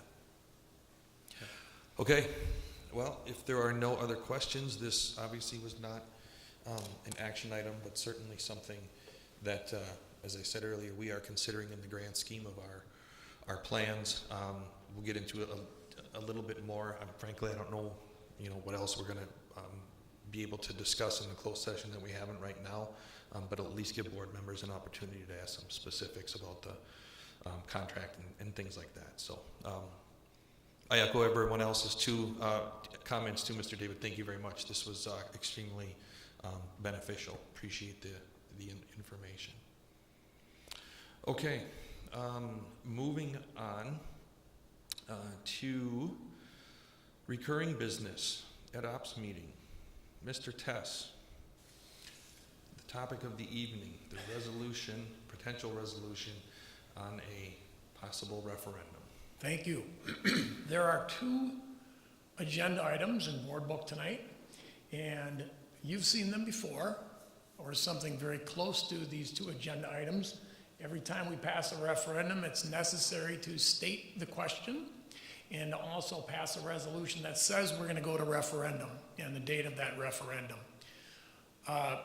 For tonight, for the first time, you're seeing the official documents prepared by bond counsel. And we talked on December 20th about a $181.9 million referendum. And we also talked about modifying the scope of that referendum. And I have a very, very, very strong interest in doing what the board, what the community wants, right? That is above all else what we're interested in doing, because ultimately we're asking the community to say yes or no. And as it was mentioned earlier tonight, we don't want to go back to referendum over and over and over again. We want to ask the correct yes/no question so we can get a definitive answer from the community on what to do with our facilities. The $181.9 million number is another number you see tonight. But we agreed on December 20th, by you passing the resolution you did, that that was going to be a baseline for tonight. So I hope people aren't startled seeing a $181.9 million number, knowing that was the baseline for tonight. Also in board book, if you back up to that previous document you had up there, Cassie, and everybody has in board book, it's entitled Summary of Potential Bond Reduction Scenarios. These were some of the scenarios that we came up with, and probably the best place to go is on page 4 of that document. There's much more narrative that supports what's in that chart on page 4, but page 4 allows, dare I say, an a la carte list of menu items that would be reduced from the 181.9. With Nexus's help, and we routinely ask them for help on these things, and they are very responsive, coming back with answers very quickly. All of these items are meant to be mutually exclusive. In other words, if you selected one of them, it wouldn't compromise selection of any of the others. As an example, the second one, displays and classroom furniture, $8.4 million. In the loss of the benefit, that's the closest we come to kids and teachers interacting. The furniture that they sit on and what they're looking at, maybe in the front of the class, or with some flexibility moved around in the class as necessary. The top one, LED lighting. LED lighting represents $6.8 million. If we wanted to remove LED lighting from the projects, we could subtract $6.8 million. What's important with LED lighting is perhaps with LED lighting, because it has a definitive ROI and we can get a return on investment that's better than it was even 5 years ago, might we still choose to do LED lighting with an alternative funding mechanism? Or if we're tight on our specs and tight on our bids and we get to the end of the referendum project, maybe tonight we remove LED lighting and later on in the project we reintroduce LED lighting. with leftover contingency, which has almost been the case with every project Nexus has helped us manage. And LED lighting is always a good thing to do at the end of a project because it can be changed in scope pretty quickly, and it's not real heavy on engineering. I don't want to talk about each and every one of them, but you get the idea. If we were to eliminate the high school work, other than the secure entries, the field turf, and the lighting, because that was a different item that we talked about December 20th, we could reduce 18.6 million. If we wanted to eliminate the community rooms and STEAM labs in all of our elementaries, small dollar amount, $1.8 million. Separate gyms and cafeterias in the elementary schools. Some of our elementary schools only have one, a gym or a cafeteria. We were proposing building whichever lacked. In some cases, it was a cafeteria. In some cases, it was a gymnasium. $15.3 million. The furniture and display units and some technology, $8.4 million. And then, of course, LED lighting, I already mentioned before, $6.8 million. Obviously, we're here to answer questions. We're here to support you in your decision. Nexus also happens to be here conveniently tonight. They also may be able to piece together some things that aren't on the a la carte menu. And with that, I'll entertain any questions. So will Larry Seiler. So will Nexus. I can sit down. I can stay up here. We might be standing here for a while, but we really want to get towards what the community wants. Right. And of course, you're the conduit. Yeah, thank you, Bob. I think the most efficient use of time tonight will be if we start with the baseline assumption of, as you said, $181,900,000. What I would like to do is to have each board member kind of succinctly express what it is about. And to me, there's really two items in this, right? There's scope and there's total cost, not mutually exclusive. But if we could have, some efficient dialogue about both of those, what you agree with and perhaps what you don't agree with, I think that may give us some understanding of where we have common ground based on all the community feedback that we have gotten. And clearly, I think we'll be able to identify where there's some differences and perhaps some non-starter issues, if people want to go to that extent too. So. Great, I agree that's a good process, and I was very pleased with how engaged the board was on December 20th, and it's probably going to be a continuation of that discussion. How about if I sit down? I'll be very available. I'll pop right up and answer any. Don't get too comfortable. Okay, thank you. All right, let's see. Ms. Lowe, would you like to begin with you are in alignment with and perhaps areas that you're not? Yeah, so I think everyone knows, where I stand on this. I don't want those turf fields. I mean, it's over $4 million. If that was something that was to be cut, that would make sense. Everything else in this list, these were things that the principals in the schools came and told us that this is what they need in their schools. So I would not, I don't want to cut any of these. LED lighting, classroom displays and furniture, separate gyms and cafeterias. Our elementary schools, they need those. They need the separate gyms and cafeterias for setting up. The community rooms and the STEAM labs. We need the STEAM labs. I mean, we need our students to be competitive with the rest of the world in regards to science and math. And then cutting 18.6 million from Wausau West, or like just the high schools. I don't know if this is just Wausau West. But I don't see that as fair, because I think if we were to improve the district, it has to be district-wide. So we can't just cut out the high schools. That's not fair. So everything in the referendum I like. The only thing I don't like is the turf. I mean, I know that that was one of our school board's campaign promise here, and it seems like, you know, there's favoritism playing out in the referendum. So, you know, that's all I have to say about that.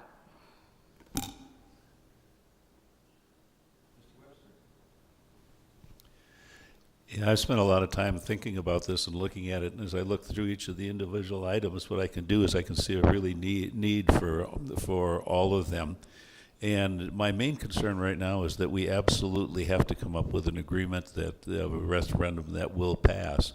And it seems like most of the things that are on there, especially after reviewing situations at West and John Muir, there's no question that the secondary schools absolutely have got to have the kinds of things that are recommended in here. The elementary schools are another whole concern of mine, because what I hear is that this community wants to have neighborhood schools. And I think, personally believe that there's a lot of value in the whole concept of you having a neighborhood school expanding and even developing them as community centers. I have no qualms with the turf. The turf makes sense to me in terms of the fact that it can be used in so many different ways. So when it comes right down to it, as I look down all these things, I think they're things that were needed, and I could go along with this referendum the way it's presented at this point. If we had to do any cutting, the one area that I would consider might be looking at some of the safety things, which I know a lot of people are concerned about. But some of those are remodeling things, and if we can handle some of those with technology, that would not be a problem for me. But the other things like rerouting roads, parking facilities at Franklin, for example, all those things that made sense, and they've accumulated over such a long period of time that I'm afraid that we've got a large dollar figure that we've put out there, but it's stuff that really needs to be done to keep us in this century. So that's my comment. All right, thank you. Mr. Boucher? I'm going to pass it over, and I'll speak right before you. How's that? Works. Okay. Let's see. Well, I have been wrestling over this really for weeks. I'm super thankful for all the work that I know has been going on for years with administration. I have appreciated the principals coming and demonstrating what their needs are. I look at this list and I think, you know, it's clear to me that we have a lot of needs, that some are very long overdue.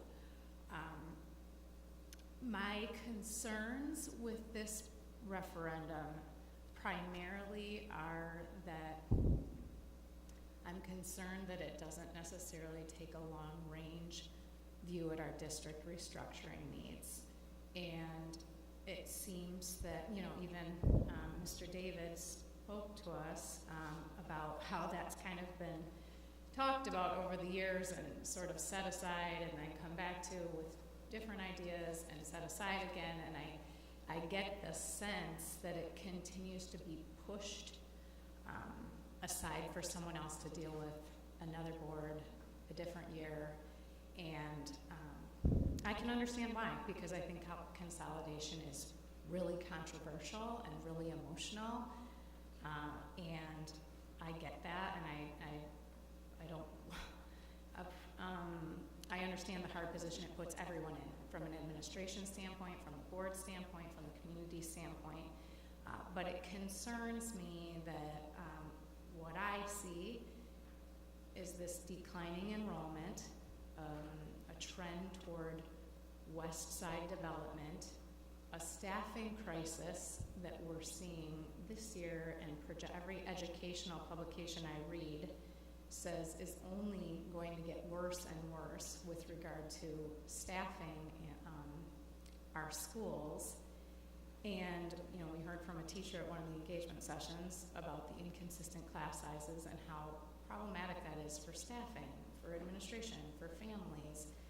And so it's an issue that remains that we continue to ignore because it probably makes it much less easy to pass a referendum.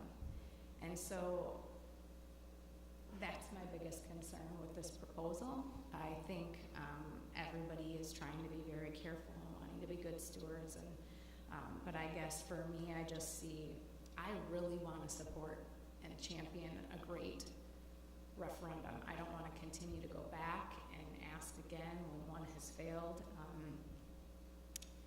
And I'm a little concerned, like I guess I want to be able to say this is the best look, and I know there's going to be some maybe difficult short-term issues in order to provide the best long-term plan for our district. If that means some consolidation, I have no, agenda about doing that other than to be really wise at a long-range view that everybody continues to demonstrate. Enrollment's going down. There's no indication that that will be changing. Our staffing crisis will not likely be changing either when we look at, students are not going into education in the numbers that they're going to need to in order to fill the upcoming needs that continue with early retirements and et cetera. And we can staff a right-sized district better than we can one that's too large. And so I guess when I look at what is my role as a board member, it's overwhelmingly to make decisions that provide the best outcomes for students, and certainly to hear from our constituents, and we've heard from a lot of them. And I think when I take that long-term look, even though I know it's not always the most popular, I want to not make the easy decisions because I can just let someone else deal with the harder decisions longer down the road. I want to make the right decisions. So I think that's my biggest concern. I think there's great needs. I think our principals have done an outstanding job at pointing out where they are. I don't want to look at any of these things and say, oh yeah, that should go. I would rather step back and say some of these things probably shouldn't, some of these investments shouldn't be made because we need to first talk about right-sizing the district. So that's it. Thank you. Mr. Kreischer. Karen said a lot of what I had on my mind. I agree. There is a lot of need in this district, and I get really excited when I hear about a lot of the things that are in these spaces. And when we walk through Wausau West and some of the other schools, you can see the need. And I get excited about putting in place learning facilities that allow our students to really promote their success, long term. But I agree with Karen in that we have some variables in this district that I don't think we're addressing, and we're continuing, to ignore and have. They've been talked about, and it's a proverbial can that's been kicked down the road to the point that it's not even a can anymore. It's a speck of dust. Declining enrollment is something that we're faced with. We have a facility footprint that is outsized for our population of students. A demographic shift happening to the west. You have to, I think Appleton School District is dealing with this right now when they have kind of shifting demographic into certain areas and declining enrollment in others. So these are things that we have to address along with the staffing issues. This is something that every company and every business, every industry is having to deal with. Boomers retiring at a rapid pace. The pandemic, certainly exacerbated that. We have staffing shortages. So when we have a facility footprint of 13 elementaries, and we could get down to a little bit smaller and really create some awesome spaces, I don't think we're losing our neighborhood schools. I think we're making ourselves and putting ourselves into a better footprint and to be smart about the future, knowing all of these variables are something that we're going to be challenged with for the foreseeable future. So I guess those are my concerns that I have, and I think that's where there's some misalignment with what we have on the table tonight. Thank you. Mr. Trollope? Yeah, I think you mentioned trying to find a common ground. I think that's a good idea. For us to pass a referendum, it's going to help if we have, as much board support as possible.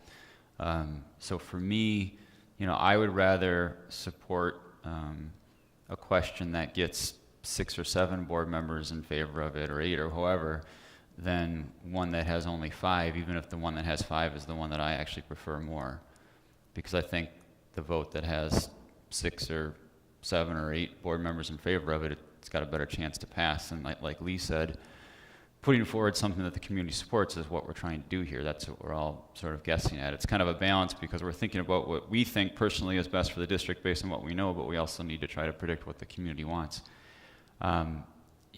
If there's going to be a reduction in the cost, which I know is a concern, I think it would make sense for those reductions to be targeted at the elementary schools for the reasons that Karen and John brought up, because it addresses 2 issues. And I'm not saying that because I think that the projects proposed for the elementary schools aren't needed or that those schools don't deserve them. I think they are needed. But if we target reductions at the elementary schools, we're addressing the issue of the sort of sticker shock of the $181 or $2 million. And we're also at least partially addressing the issue of investing money into buildings that maybe should be considered for consolidation someday. So I would think, for example, the $15.3 million for separate gyms and cafeterias, I think that is something that's important for elementary schools. I think that should be in the long-term plan, but maybe right now isn't something that should be done. I think that could be pulled out. I think Bob's reference to LED lighting makes sense, both in the elementary schools and the high schools. And the elementary schools, because again, it addresses the issue of maybe not investing in schools that could be consolidated. And in the secondary schools, because it is something that we could have as flexible at the end if there's extra money left over. It's also something I think that we could budget for. It would take a long time. We couldn't do it in a year, but that's the kind of thing that we could slowly add to. If we think LED lighting is important, we could set aside $200,000 next year and do some lights, and I think we could budget around that. But if you took off those 2, we're at about 159,800,000. Still a big number, but it's $22 million less than what's proposed. So that would be my thought. And again, it's not because I don't think any of those things are needs. If the referendum goes forward at 181, when I'm in the poll in April, I'll vote in favor of it because I think all of this is good for the district. But I understand the concern about it not passing, and if we're going to reduce, I think we should target the elementary schools. Okay, thank you. Mr. Nikolai. Well, first of all, I just want to say I really agree with what Karen and John had to say, and I appreciate Lance kind of giving some brevity to it all. I have concerns about the future of the district, again, for everything that Karen and John both stated. The fact that enrollments are still declining. The demographic shift has gone from central Wausau to the western side. And I feel that we have to address those needs. We have to think positively long term. And Nexus brought up the point that they've looked at all these different models, and I feel that we're missing the point if we're not thinking forward thinking and thinking for the future. I understand all of these things may be necessary and are necessary for the education of our children, but without thinking about what's going to happen 10 years down the road and investing money that may not be necessary in certain school districts or certain schools because they need to be consolidated at some point in time with lacking staff and lacking enrollment, that's something that we need to address. I also feel it's important to keep Wausau competitive. I want it to be a model district that attracts people to the area. When businesses hire new recruits, they always talk about the district and how can we make the district great, and that draws families, especially families with children. So I think that's important to also consider long term. So I don't really have much more to add because I think these 3 right next to me summed it up beautifully going forward. But I have a hard time getting behind a referendum that isn't addressing these needs. And I understand delaying the referendum could, because of inflation, increase costs in the future. I understand that, but I think the long-term costs of not doing and putting forward a good referendum are even higher. So that's my thoughts. Okay, thank you. Jim? And I'm glad I listened to everything, so I didn't, step on anybody's toes or anything like that when it came to what you're going to be talking about. So I won't talk about HVAC. I won't talk about that right now. I won't talk about the declining enrollment that we have. 30 years ago, 25 years ago, we were over 10,000. Now we're under 8,000, if I'm not mistaken. Pretty close call on that one. So the enrollment is definitely there, and I think it speaks for itself. What I'm concerned about is that, are we putting our money where it's going to be used the best for our students? Are we putting our money where we're working with the 16 clusters, 72 pathways, working with our community, people with construction, with IT, and the whole gamut of all the different ways in which we can train our students to be prepared to work within our community? Talking about secondary schools.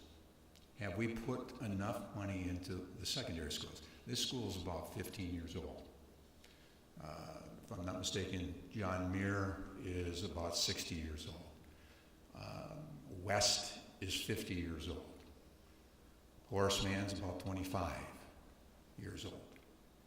And have we updated those secondary schools where they need to be safety and security, preparing with the infrastructure pertaining to technology, pertaining to the coursework that we can put in front of those students so that when they're in 6th, 7th, 8th, going into high school, they're already having an idea where they want to go when it comes to employment down the line. Are we putting our money in the right places? So I'm kind of backing what Mr. Traub just said pertaining to the buildings that are going to be needed to affect our students the most are at the secondary school. Not to say anything about the elementary, please forgive me, my elementary teachers. You know, I never wanted to be an elementary teacher. I've got great respect for you because of the fact that you do things with little people to prepare them in order to be in middle school, and then middle school preparing to be in high school. And that's where we, at this level, at that peak, need to start looking at what are we doing with our community and working with them pertaining to the money that we're going to put into our students. So that's why I don't want to talk about HVAC, and I don't want to talk about all of that, because every one of our buildings need that. LED lighting, environment plays a big part in learning. I hate to say cut that out. But I think what I'm directing the administration to be thinking about is, where is the need right now the most dire?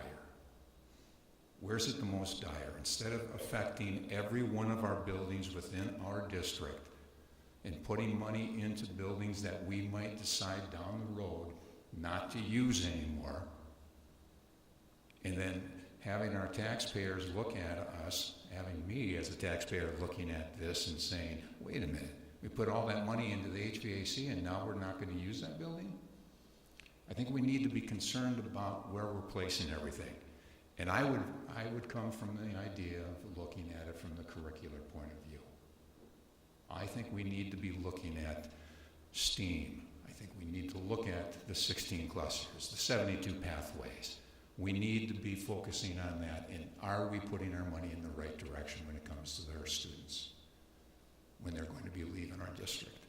And so I'll leave it at that. You're already trending on Twitter that you like secondary better than elementary, so good luck with that. I'm not on Twitter anymore. Good thing. All right. So I guess that leaves me. I'm not going to rehash anything that my fellow board members said, because I do think that they covered it quite nicely. The biggest challenge, I think, for all of us, and this is based on the significant amount of community feedback. I know that we've all gotten positive and negative. And if I try to encapsulate that, the overarching theme that I walked away with is, number one, we have an opportunity to do two things. One is to provide some relief for the taxpayers, just because of where we are at within our financial life cycle, I guess, which is a very good position to be in. We have an opportunity to provide some relief for that. We also have an obligation to be stewards of not only that tax dollar, but also of the buildings that make up the district. So balancing the responsibilities for the stewardship of the tax dollar and the needs of the district, to me, is what people have said. We support it. We support doing something. We just don't buy into all of this 181.9 million today because of all the factors that everybody said, okay? So when I boil that down, one of the things that stood out to me, and just hearing everybody again, I think has reinforced this. One of the ideas that I would throw out there is, what if a referendum was geared towards secondary only for this cycle? Because I have not heard anyone pushing back on, we need to do the work at the secondaries. We know that, regardless if the enrollment's going from east to west or west to east, kids are going to be going through there. Regardless of the elementary school that a child is going to, they're going to hit Man, Muir, east, or west. Were you actually asking a question you want to answer to? Because I have a bit of an answer to it. Or do you just not want an answer to it? Pardon? Do you not want an answer to your question? You asked a question. Go ahead. So my first reaction to that would be two things. Safe and secure entrances was, if not the highest scoring survey question, it was one of the highest scoring. So I think it would make sense to keep that in. One of the things we've talked about a lot is the population growth and demographic shift to the west side. And so the plans of expanding some schools on the west side that, we know, like South and Stettin, for example, there's no possibility of those schools being closed. Those are the schools that are growing. Would it make sense to at least to keep that in as well? Yeah. You phrased it as a question, so I wanted to Absolutely. throw it out there. Those are the types of things that I from what I heard everybody say, and based also on the feedback, to me, that's where there appears to be some common ground. I think we could accomplish a lot by looking at it from that perspective, but we also can pass along what I'm thinking would be some significant dollar savings to the taxpayers. And that would also afford us an opportunity to take a more measured approach to the elementary situation, rather than sitting here trying to determine which one is best where and who's going to do what. I know we've done that before, but it sounds to me like there's a very concerted effort and concern about wanting to do that again. So we would, get ourselves some time to take a look at that, do whatever process we feel is beneficial, and come up with a long-term elementary strategy that we think is going to meet the needs of the district going forward. So I agree with that. And when I was mentioning safety and security, the reason I was looking at some of that and some of those secure entrances and those things, the things that were in the design pattern, all extended out and made room for for other kinds of facilities that were going to be used in offices and that sort of thing. I do think that we can accomplish a lot with that safety security we have to improve the technology. I think the video technology is absolutely essential. We need to know who's in our schools and who's coming in. And I think if we can revise some of those things, I'd be very comfortable with that. The other piece is that there are some safety factors, I think. Like, for example, I think that Hawthorne Hills route is, I mean, that's really a loggerhead down there. And also Franklin School, where the kids are coming across Bridge Street, is pretty dangerous. I don't feel comfortable with some of those things, but I think some of those modifications could be made. We could still accomplish what we're talking about in expanding the secondaries, taking a look at the secondary, and not losing track of where we're going in the future with the elementaries. Thoughts, comments, yay, nay?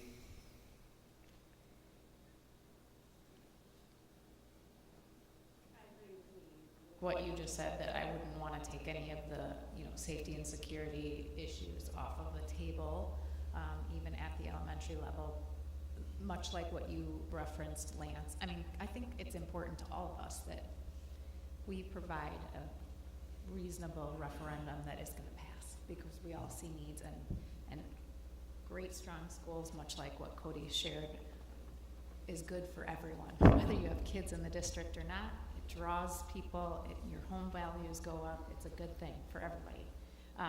So I think that's a great suggestion. What does that look like? Do you think, like, how long can we delay on some of those other elementary needs? Like, how quickly would we need to come back again then? Because that would really require a second referendum question years down the road. And we all know that, sometimes communities are not real excited to hear about an additional question return, even though it's something totally different. Well, and you actually bring up a good point. I failed to mention that this also allows us to kind of decouple looking at what we need at the secondary level with the long-term strategy at the elementary level. Because if we continue to go down the path of consolidation as part of this master plan, my opinion is that it's always going to be held hostage, and the secondary work may likely not get done anytime in the near future.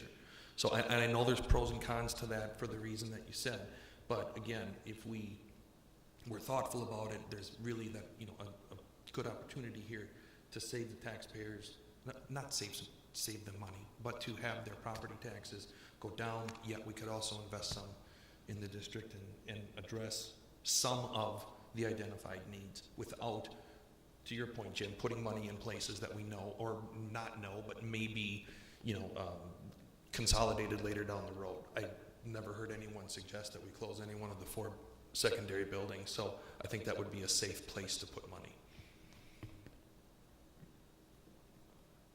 And from a dollar standpoint, Bob, do you have any? If we looked at this, and when I say secondary, I should also clarify, I would include the school forest work in that, unless someone felt strongly against it. To me, that's another untapped. Include it. Not Yes. Okay. Yeah. You're right. There are a lot of different options being thrown around out here, and I had a selection tool that I had built that I can just click on a couple of things and it creates that dollar amount. So what I'm hearing is we have an interest in the taxes going down. We can all support that, right? And in order to do that, we're going to have to borrow less than $181 million. And we have some flexibility on how we structure our debt. It's not like when you purchase a home and you take out a 30-year mortgage and you've got a fixed amount you're going to pay per month for 30 years. We have some flexibility in how we structure our debt, and we can create an opportunity 2 years, 3 years, 4 years from now to perhaps issue more debt if the community wants to go in that direction. But in the meantime, if the number got low enough, we want the taxes to go down. The number that we're after is the result of 181.9 minus LED lighting improvements. I'm just checking for understanding if I'm hearing you correctly. Eliminate all cafeteria or gymnasium where one is lacking, the number 15.3 million. Eliminate all other work at all the elementaries with the exception of additional classrooms at Stettin to provide for population growth, additional classrooms at South Mountain to allow for population growth, and I believe there's a small addition at Riverview also to allow for some population growth, because that's a very full school. Include also from the elementary safety and security. To also include the loop around the backside of Hawthorne Hills, which is a safety and security issue, right? Including all video monitoring technology and also safe and secure entrance. Am I tracking so far, at least?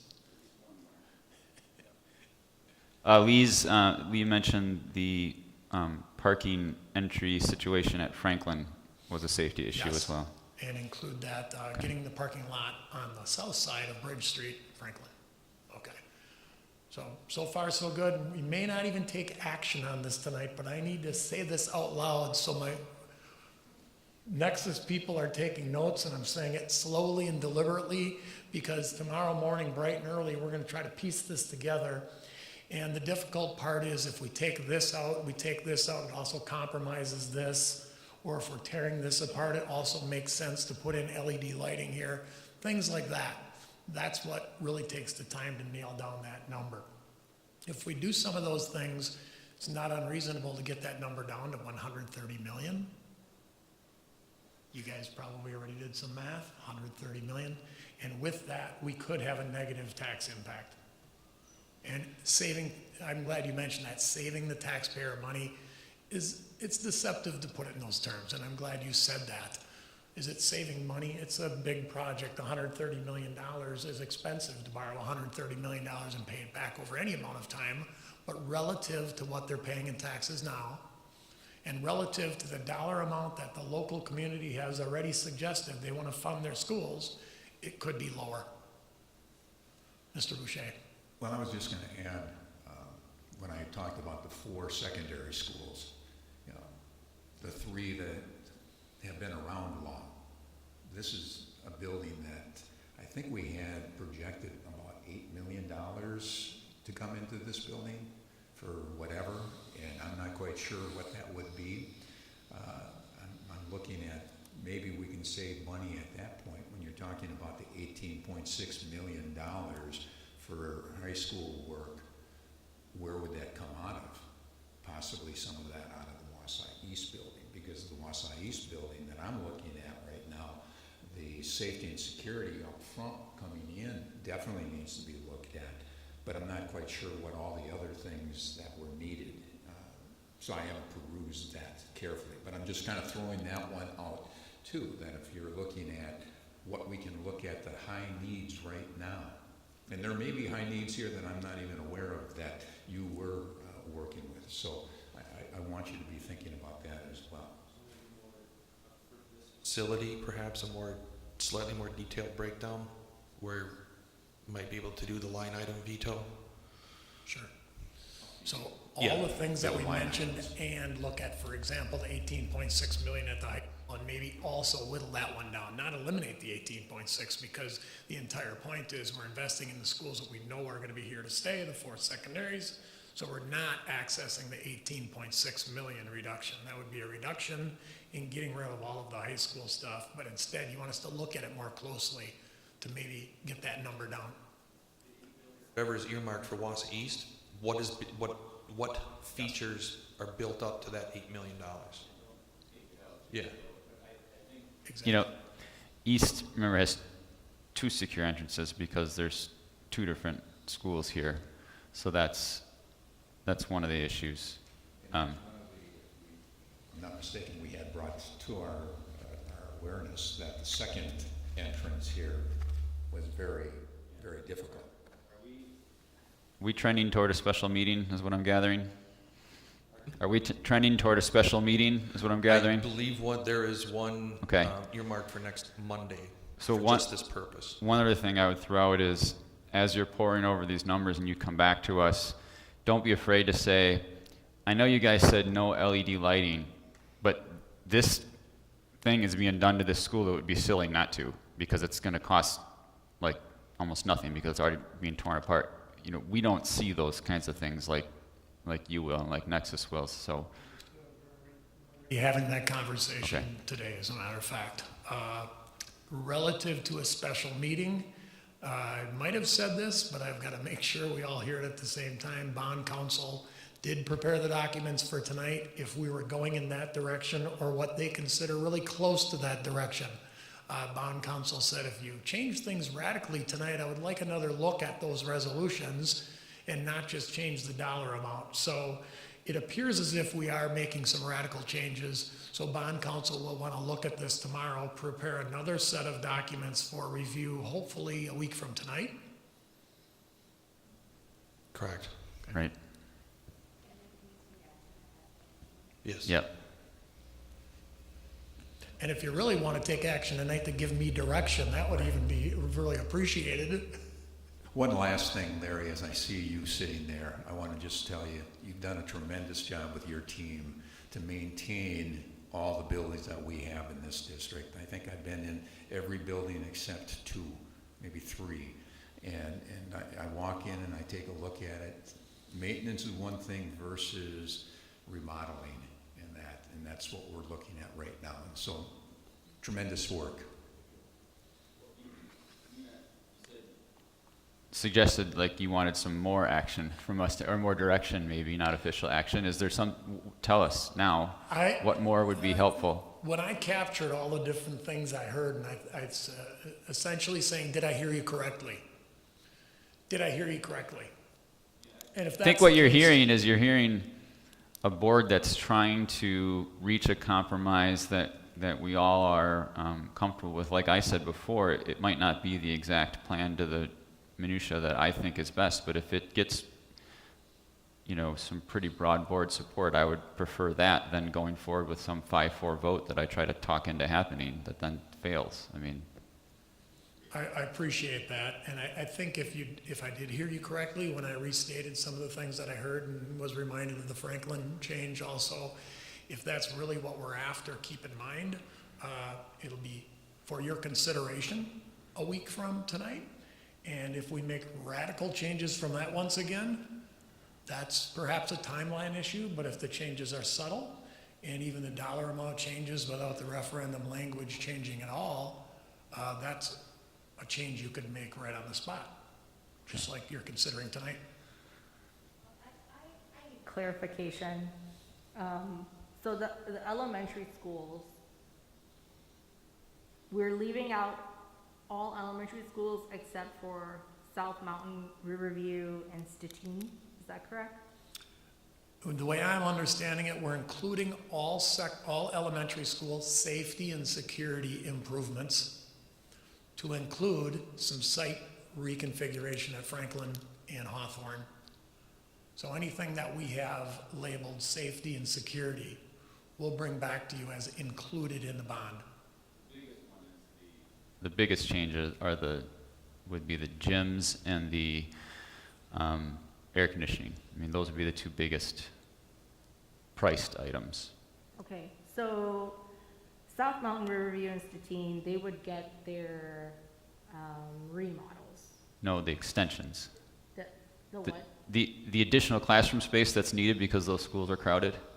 Okay, so they would get the extension, the add-ons to the building, and then all other elementary schools, they would get their safety and security the measures, but then they wouldn't get the I'll just look up here. They wouldn't get their separate gyms or cafeterias, okay? And so, I'm sorry, give me a moment here.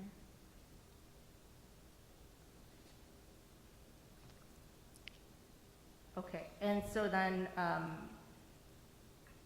all but those 3, they wouldn't get their add-ons either, that was in the original plan. I'm going to restate it in a different way so I make sure I'm saying exactly what you're thinking. I'm hoping we're going to include additional classroom space at Stettin as presented, additional classroom space at South Mountain as presented, additional classroom space at Riverview as presented, all safety and security additions at the elementaries as presented, including some site work at Hawthorne Hills and Franklin. Those would be the improvements at the elementaries. If we're doing some things in the entryway and reconfiguring, if it makes sense to put in LED lighting, we'll include new LED lighting, of course. If we're gonna remodel an entryway, it would make sense to put in LED lighting at that time. And we'll make some decisions on some of those smaller things, but that's what's included right now at the elementary, and we'll bring back to you a week from tonight. Oh, okay. Because now I have an issue with this plan, because now you're taking Lincoln, Grant, G.D. Jones, which are elementary schools in the middle of Wausau with low-income students in them and high minority population in them as well, and we're not going to expand any of those schools? Yeah, this Like, proposal, I I'll let you finish. understand, Bob. Why would- But I guess what I'm asking my board members here, the Lincoln, Grant, and G. Jones, they're low income. Most of the kids in those schools are low income, high minority population, and we're just going to ignore those schools and not give them their extra classrooms and stuff? Yeah, I'll respond to That's that. not fair. Well, Because South Mountain, Riverview, and Stettin are in very high-income neighborhoods. Kyle, there was never a plan to add classrooms at those schools, because those schools, There were expansions, there were not the, classrooms. separate gyms and cafeterias Right, for those right. schools. There was never a, So why are those schools not getting any attention? when the suggestion, low well, income, you're asking the high question, Kyle, can populations. I please answer it? You're asking the question, can I please answer? Go ahead. So when it was suggested that we not address elementary schools, I suggested that because Stettin and South are growing in size and are clearly schools that would not be considered for closure, that it would make sense to include the additional classroom space there, because they need the extra classroom space. There never has been a proposal or plan to add classroom space to the schools that you're describing, because they're not growing in population. So that was never part of the plan. So I only suggested keeping the classroom additions that were already part of the plan. You're right. They might not be classroom additions, but they were add-ons for their separate gyms and cafeterias and other things. Right. So why are we ignoring the low-income, high-minority population schools? If I could add, we are not under what's on the table right now and we're discussing, and I'm gonna bring back a week from now, we're not adding on a gym at South Mountain the same way we're not adding on a gym at Grant. So, Or Maine, or Rib Mountain. or Hawthorne, We- or Hewitt, Texas. Right. So, It's all of the gym additions would be off the table. and all of the safety and security will be included. Right. And there aren't as many safety and security needs at some of our buildings than others. I don't know the numbers off the top of my head, I could get them pretty quickly, but some of our more impoverished schools might need more safety and security. But one thing we do know is they don't need more classroom space right now. They're under capacity. We don't need more classroom space at Grant. We don't need more classroom space at Lincoln. We don't need more classroom space at Jones. So that's why we wouldn't be adding on. This is where I go back to, if we would just have the serious conversation that needs to happen about consolidation. It does not need to be divisive. If we actually talk about the footprint, the declining enrollment, all the things and challenges that we as a district and community are faced with, we could put forward a plan that through consolidation would get a lot of great things at all of these schools at a reduced price tag and less impact to the taxpayer, and instead we get devolved into nitpicking things, and if I think even a lot of the teachers and staff and community members in this district look at that and they say that'd be being smart, and looking at consolidation, creating amazing spaces, a lot of schools getting a lot of great things, versus where we're heading, which is, you know, all schools are going to get safe entrances and, you know, nothing else. So again, I'm glad we've had a very good conversation tonight, but it always, for me, goes back to if we were being, you know, very smart about what we're trying to accomplish in this district, with all these variables that we're faced with, we'd be heading in a better direction. That is a conversation that we need to have, but I know you know this, but just for people listening, that isn't something that we could have happen in April. So if the idea is that we only go forward with the secondary schools portion of the plan, I can see some sense in that. And maybe at the meeting next week, that's where we end up, but I think it makes sense to do some of the elementary plan as well, especially in the schools, like I mentioned, that we know are not subject to closure. They need those extra classroom spaces. The secure entrances, I can see what you're saying. You know, you invest into a secure entrance in a building, and what if the building is part of a consolidation plan in 5 years or 10 years? But secure entrances was really, really highly sought after by the community. I don't think that's a bad investment. I agree. I think that this already is really addressing your concerns and mine about right-sizing and restructuring, because the safety and security, we have kids in the schools that may be consolidated at some point right now. And I think you don't take that off the table, and that happens at every school that it needs to be done at. And so I think this is a very reasonable and smart proposal with these changes, and it allows us to continue the bigger long view conversation apart from a referendum decision, and then we come back when we need to talk about that. I think this is really an excellent compromise that I can get really excited about, and I think our community can too, in that we're being really wise with where we're putting our dollars. There's not waste here, and all the security and safety needs are being met at every elementary, and that's important. You know, I don't think it's before, so I'm going to say it again, is that it also, in a way, when we get to that point that we have that discussion and make those plans, it's not tied to the secondary schools, because it really shouldn't be. And so when we get to that point that we are going to address elementary schools, and maybe the result of that discussion and committee and study is to keep the neighborhood school system.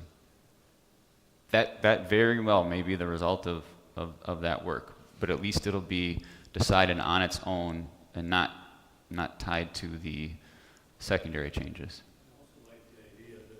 Do is it will address the concerns that you were raising just a minute ago, because it will take into account the demographics that are involved in those special needs areas. Do you have what you need? Yes, thank you. Okay. Then no actions necessary on neither of the next two resolutions. All right, so essentially I think we can table those until what will be a special meeting then next Monday? Cassie, do we know if Monday's available and there's a room? And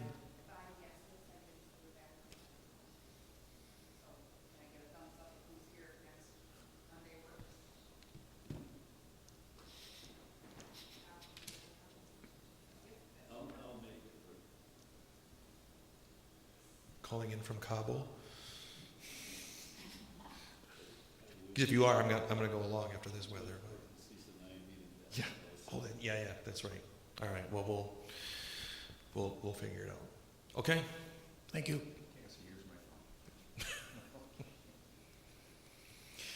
Okay. Then we will table the resolutions, roll call vote for that one, roll call vote for this one until next Monday the 17th, which we'll plan on a special meeting. Time and place to be determined. Do we know, Cassie? Is it? We don't know yet. Okay, time and place will be determined. Assume 5 o'clock, but we'll get more details this week. Okay, moving on, item 9, Education Operations Committee meeting. Recommendation, this is an action item, by the way, recommendation for open enrollment seat availability. At the last meeting, Wendy Cartledge will present the open enrollment space determinations for 2022-2023. That did happen. Are there any other changes, adjustments to anything that was presented? There are not. Okay.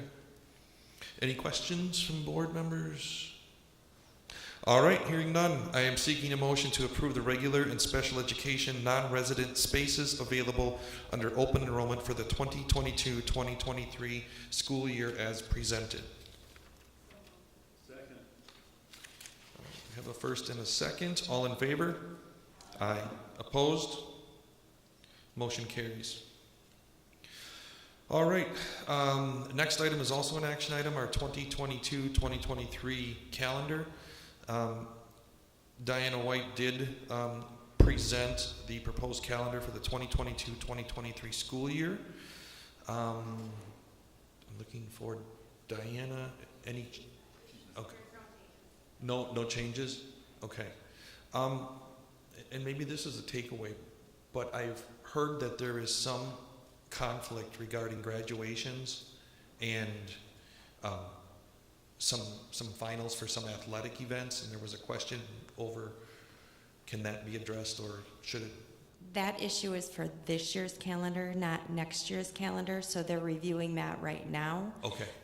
It has to do with regionals for the track team, falling on the same night as graduation for Wausau West. Okay. So, but that is a this year's calendar issue. Got it. Next year's projected schedule does not have a conflict. Okay, and we're looking at the one for They're this year. looking at that. They'll Okay. bring that back separately. So tonight's action is related to the approval for next year's calendar.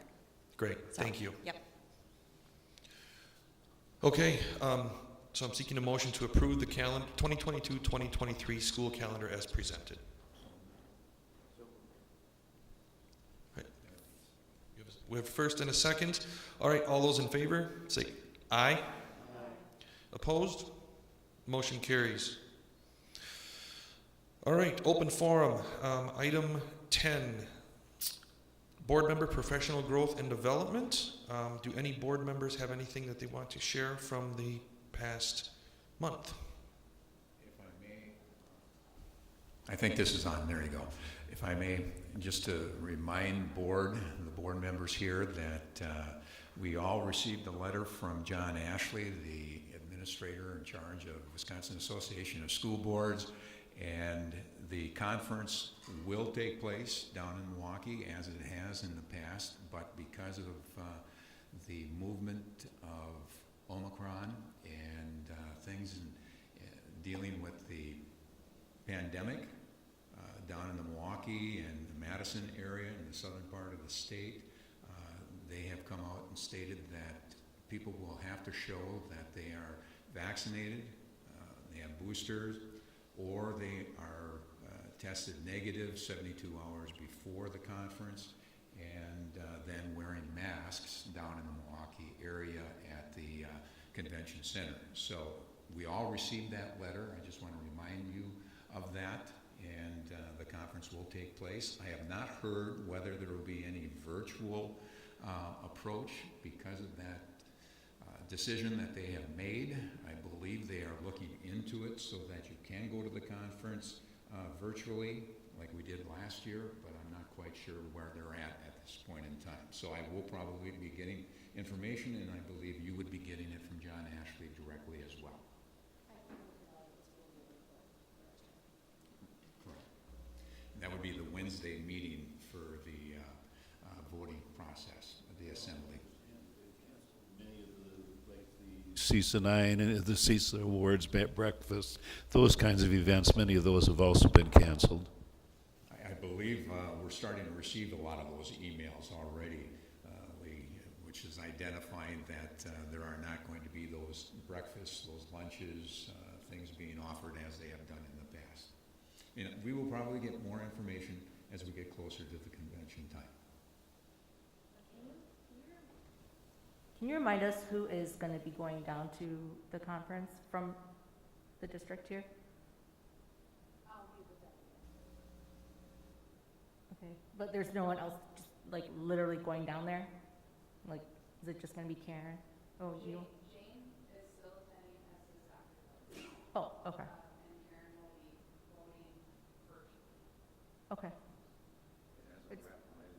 Virtual work with the board down there as well. Mr. President, I did put in a request for Wausau East for next Monday, but it hasn't been confirmed yet. But there's no confirmation. Kale better get on his emails, right? All right, thank you. More to come. Okay, anything else on the development? Nay? All right. Next item, legislative update. Ms. Lowe. Thank you. I have a few updates. Hold on. So, on January 7th, the Department of Health, they did release a recommendation that COVID-19 boosters were recommended for everyone ages 12 and older. They also recommend that Pfizer and Moderna booster doses for 5 months and an additional primary dose for certain immunocompromised children, children from 5 to 11 years of age. So that was January 7th. Hold on. And so also last week, so the state of Wisconsin will be receiving oral antiviral COVID-19 treatments, and they're in the pills that will be sent to Wisconsin, but those will need a doctor's prescription in order to get those, but that's just an update for that. And then just today, the Department of Health Services did send a letter to all Wisconsin school administrators to urge them to participate in the DHS school-based testing program, and that they also recommend COVID mitigation layers too. That should be practiced in school. So that letter did come out today to all Wisconsin school administrators. And then last but not least, well, before I go through this, I just wanted to say that as a child of in a refugee family, teachers are so important to my life. They've raised me as a kid in school as my parents were busy working and trying to navigate this new American system that they were able to be a part of. And so with deep sadness, I just wanted to, recognize Mr. Jacob Robert Stachowiak. He was a teacher at Wausau East, and he passed away right around Christmas from cancer. And so yesterday there was a memorial here at Wausau East to remember him as a teacher and as a person that had very great effects on our students and our faculty. And so Governor Tony Evers, he did write a memoriam for Mr. Stachowiak, and so I would like to read the memoriam for the school board. So, whereas Jake Robert Stachowiak, beloved husband, son, brother, uncle, teacher, colleague, and friend, passed away on December 19, 2021 at the age of 46. And whereas born and raised in Wausau, Jake attended Wausau East High School, graduating in 1993, and North Central Technical College, where he studied business management and residential design before moving to Florida, later California, to pursue a career as a construction contractor and carpenter. And whereas Jake was passionate about the great outdoors and kayaking in particular, and in 2009, he fulfilled his lifelong dream of kayaking 5,740 miles around the eastern United States, beginning and ending in the city of Portage, which he chronicled on his Portage to Portage Paddling Project blog. And whereas, upon his return to Wausau following his kayaking journey, Jake started his own construction and renovation business, and in 2018, he joined his alma mater, Wausau East, as a tech ed educator, which he described as his dream job. And whereas, through sickness and pain, Jake never failed to make his Wausau family a top priority, continuing to go into school to support his students, comfort them in their times of need, and provide them with valuable advice to help them navigate challenges inside and outside of the classroom, even up until the week before his passing. And whereas Jake will be remembered by all who knew him for his kindness, selflessness, generosity, and uncanny ability to inspire every person he interacted with to be better, and his passing leaves behind a void in the Wausau East family and the greater Wausau community. And whereas Jake is survived by his loving wife, Merritt, his parents, David and Carolyn, his brothers, Aaron, and his nieces and nephews, Micah, Jonah, Siri, Noah, and Ty, along with countless members of his extended family, students, colleagues, and dear friends. Now therefore I, Tony Evers, Governor of the state of Wisconsin, do hereby send my deepest condolences to the family and friends of Jake Robert Stachowiak. He will not be forgotten and he will be missed. Done on this 5th day of January 2022, Governor Tony Evers. Thank you. That's all I have. Very nice. Okay, superintendent commentary, there is none this evening. Presiding officer commentary, the one comment I did want to make, I don't know if people have seen it, but there was communication going around that the health department was going to be meeting tomorrow to discuss potential mandates within the county for vaccines and some other items related to COVID. I did see a story right before the meeting, I think it was on Channel 9, where the county health officer did come out and just say that that was misinformation, misunderstood, wasn't going to be the case.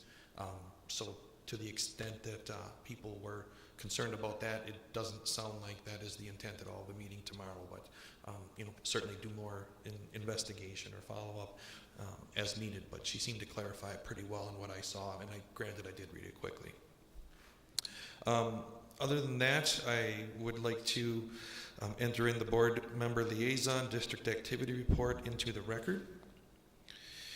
And now we are on to requests for closed session pursuant to our state statutes. There's actually still two closed sessions this evening.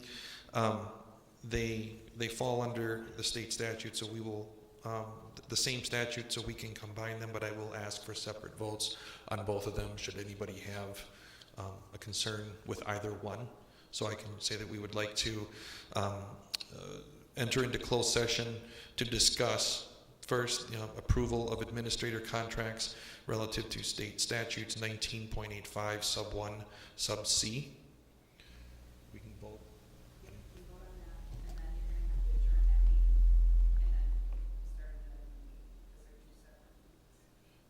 Okay. All right. So we'll vote on that now. Oh, seeking a motion to enter into that closed session. Move into the closed session. Jim Boucher? Yes. John Kreischer? Yes. Carl Lowe? No. Cody Nicolai? Yes. Lance Strala? Yes. Karen Vandenberg? Yes. Lee Webster? Yes. Pat McKee? Yes. Okay, we will go and take care of that business right now, and then we will adjourn and come out and ask for the other closed session. Okay. All right. Thank you, everyone. Have a good evening. Stay warm.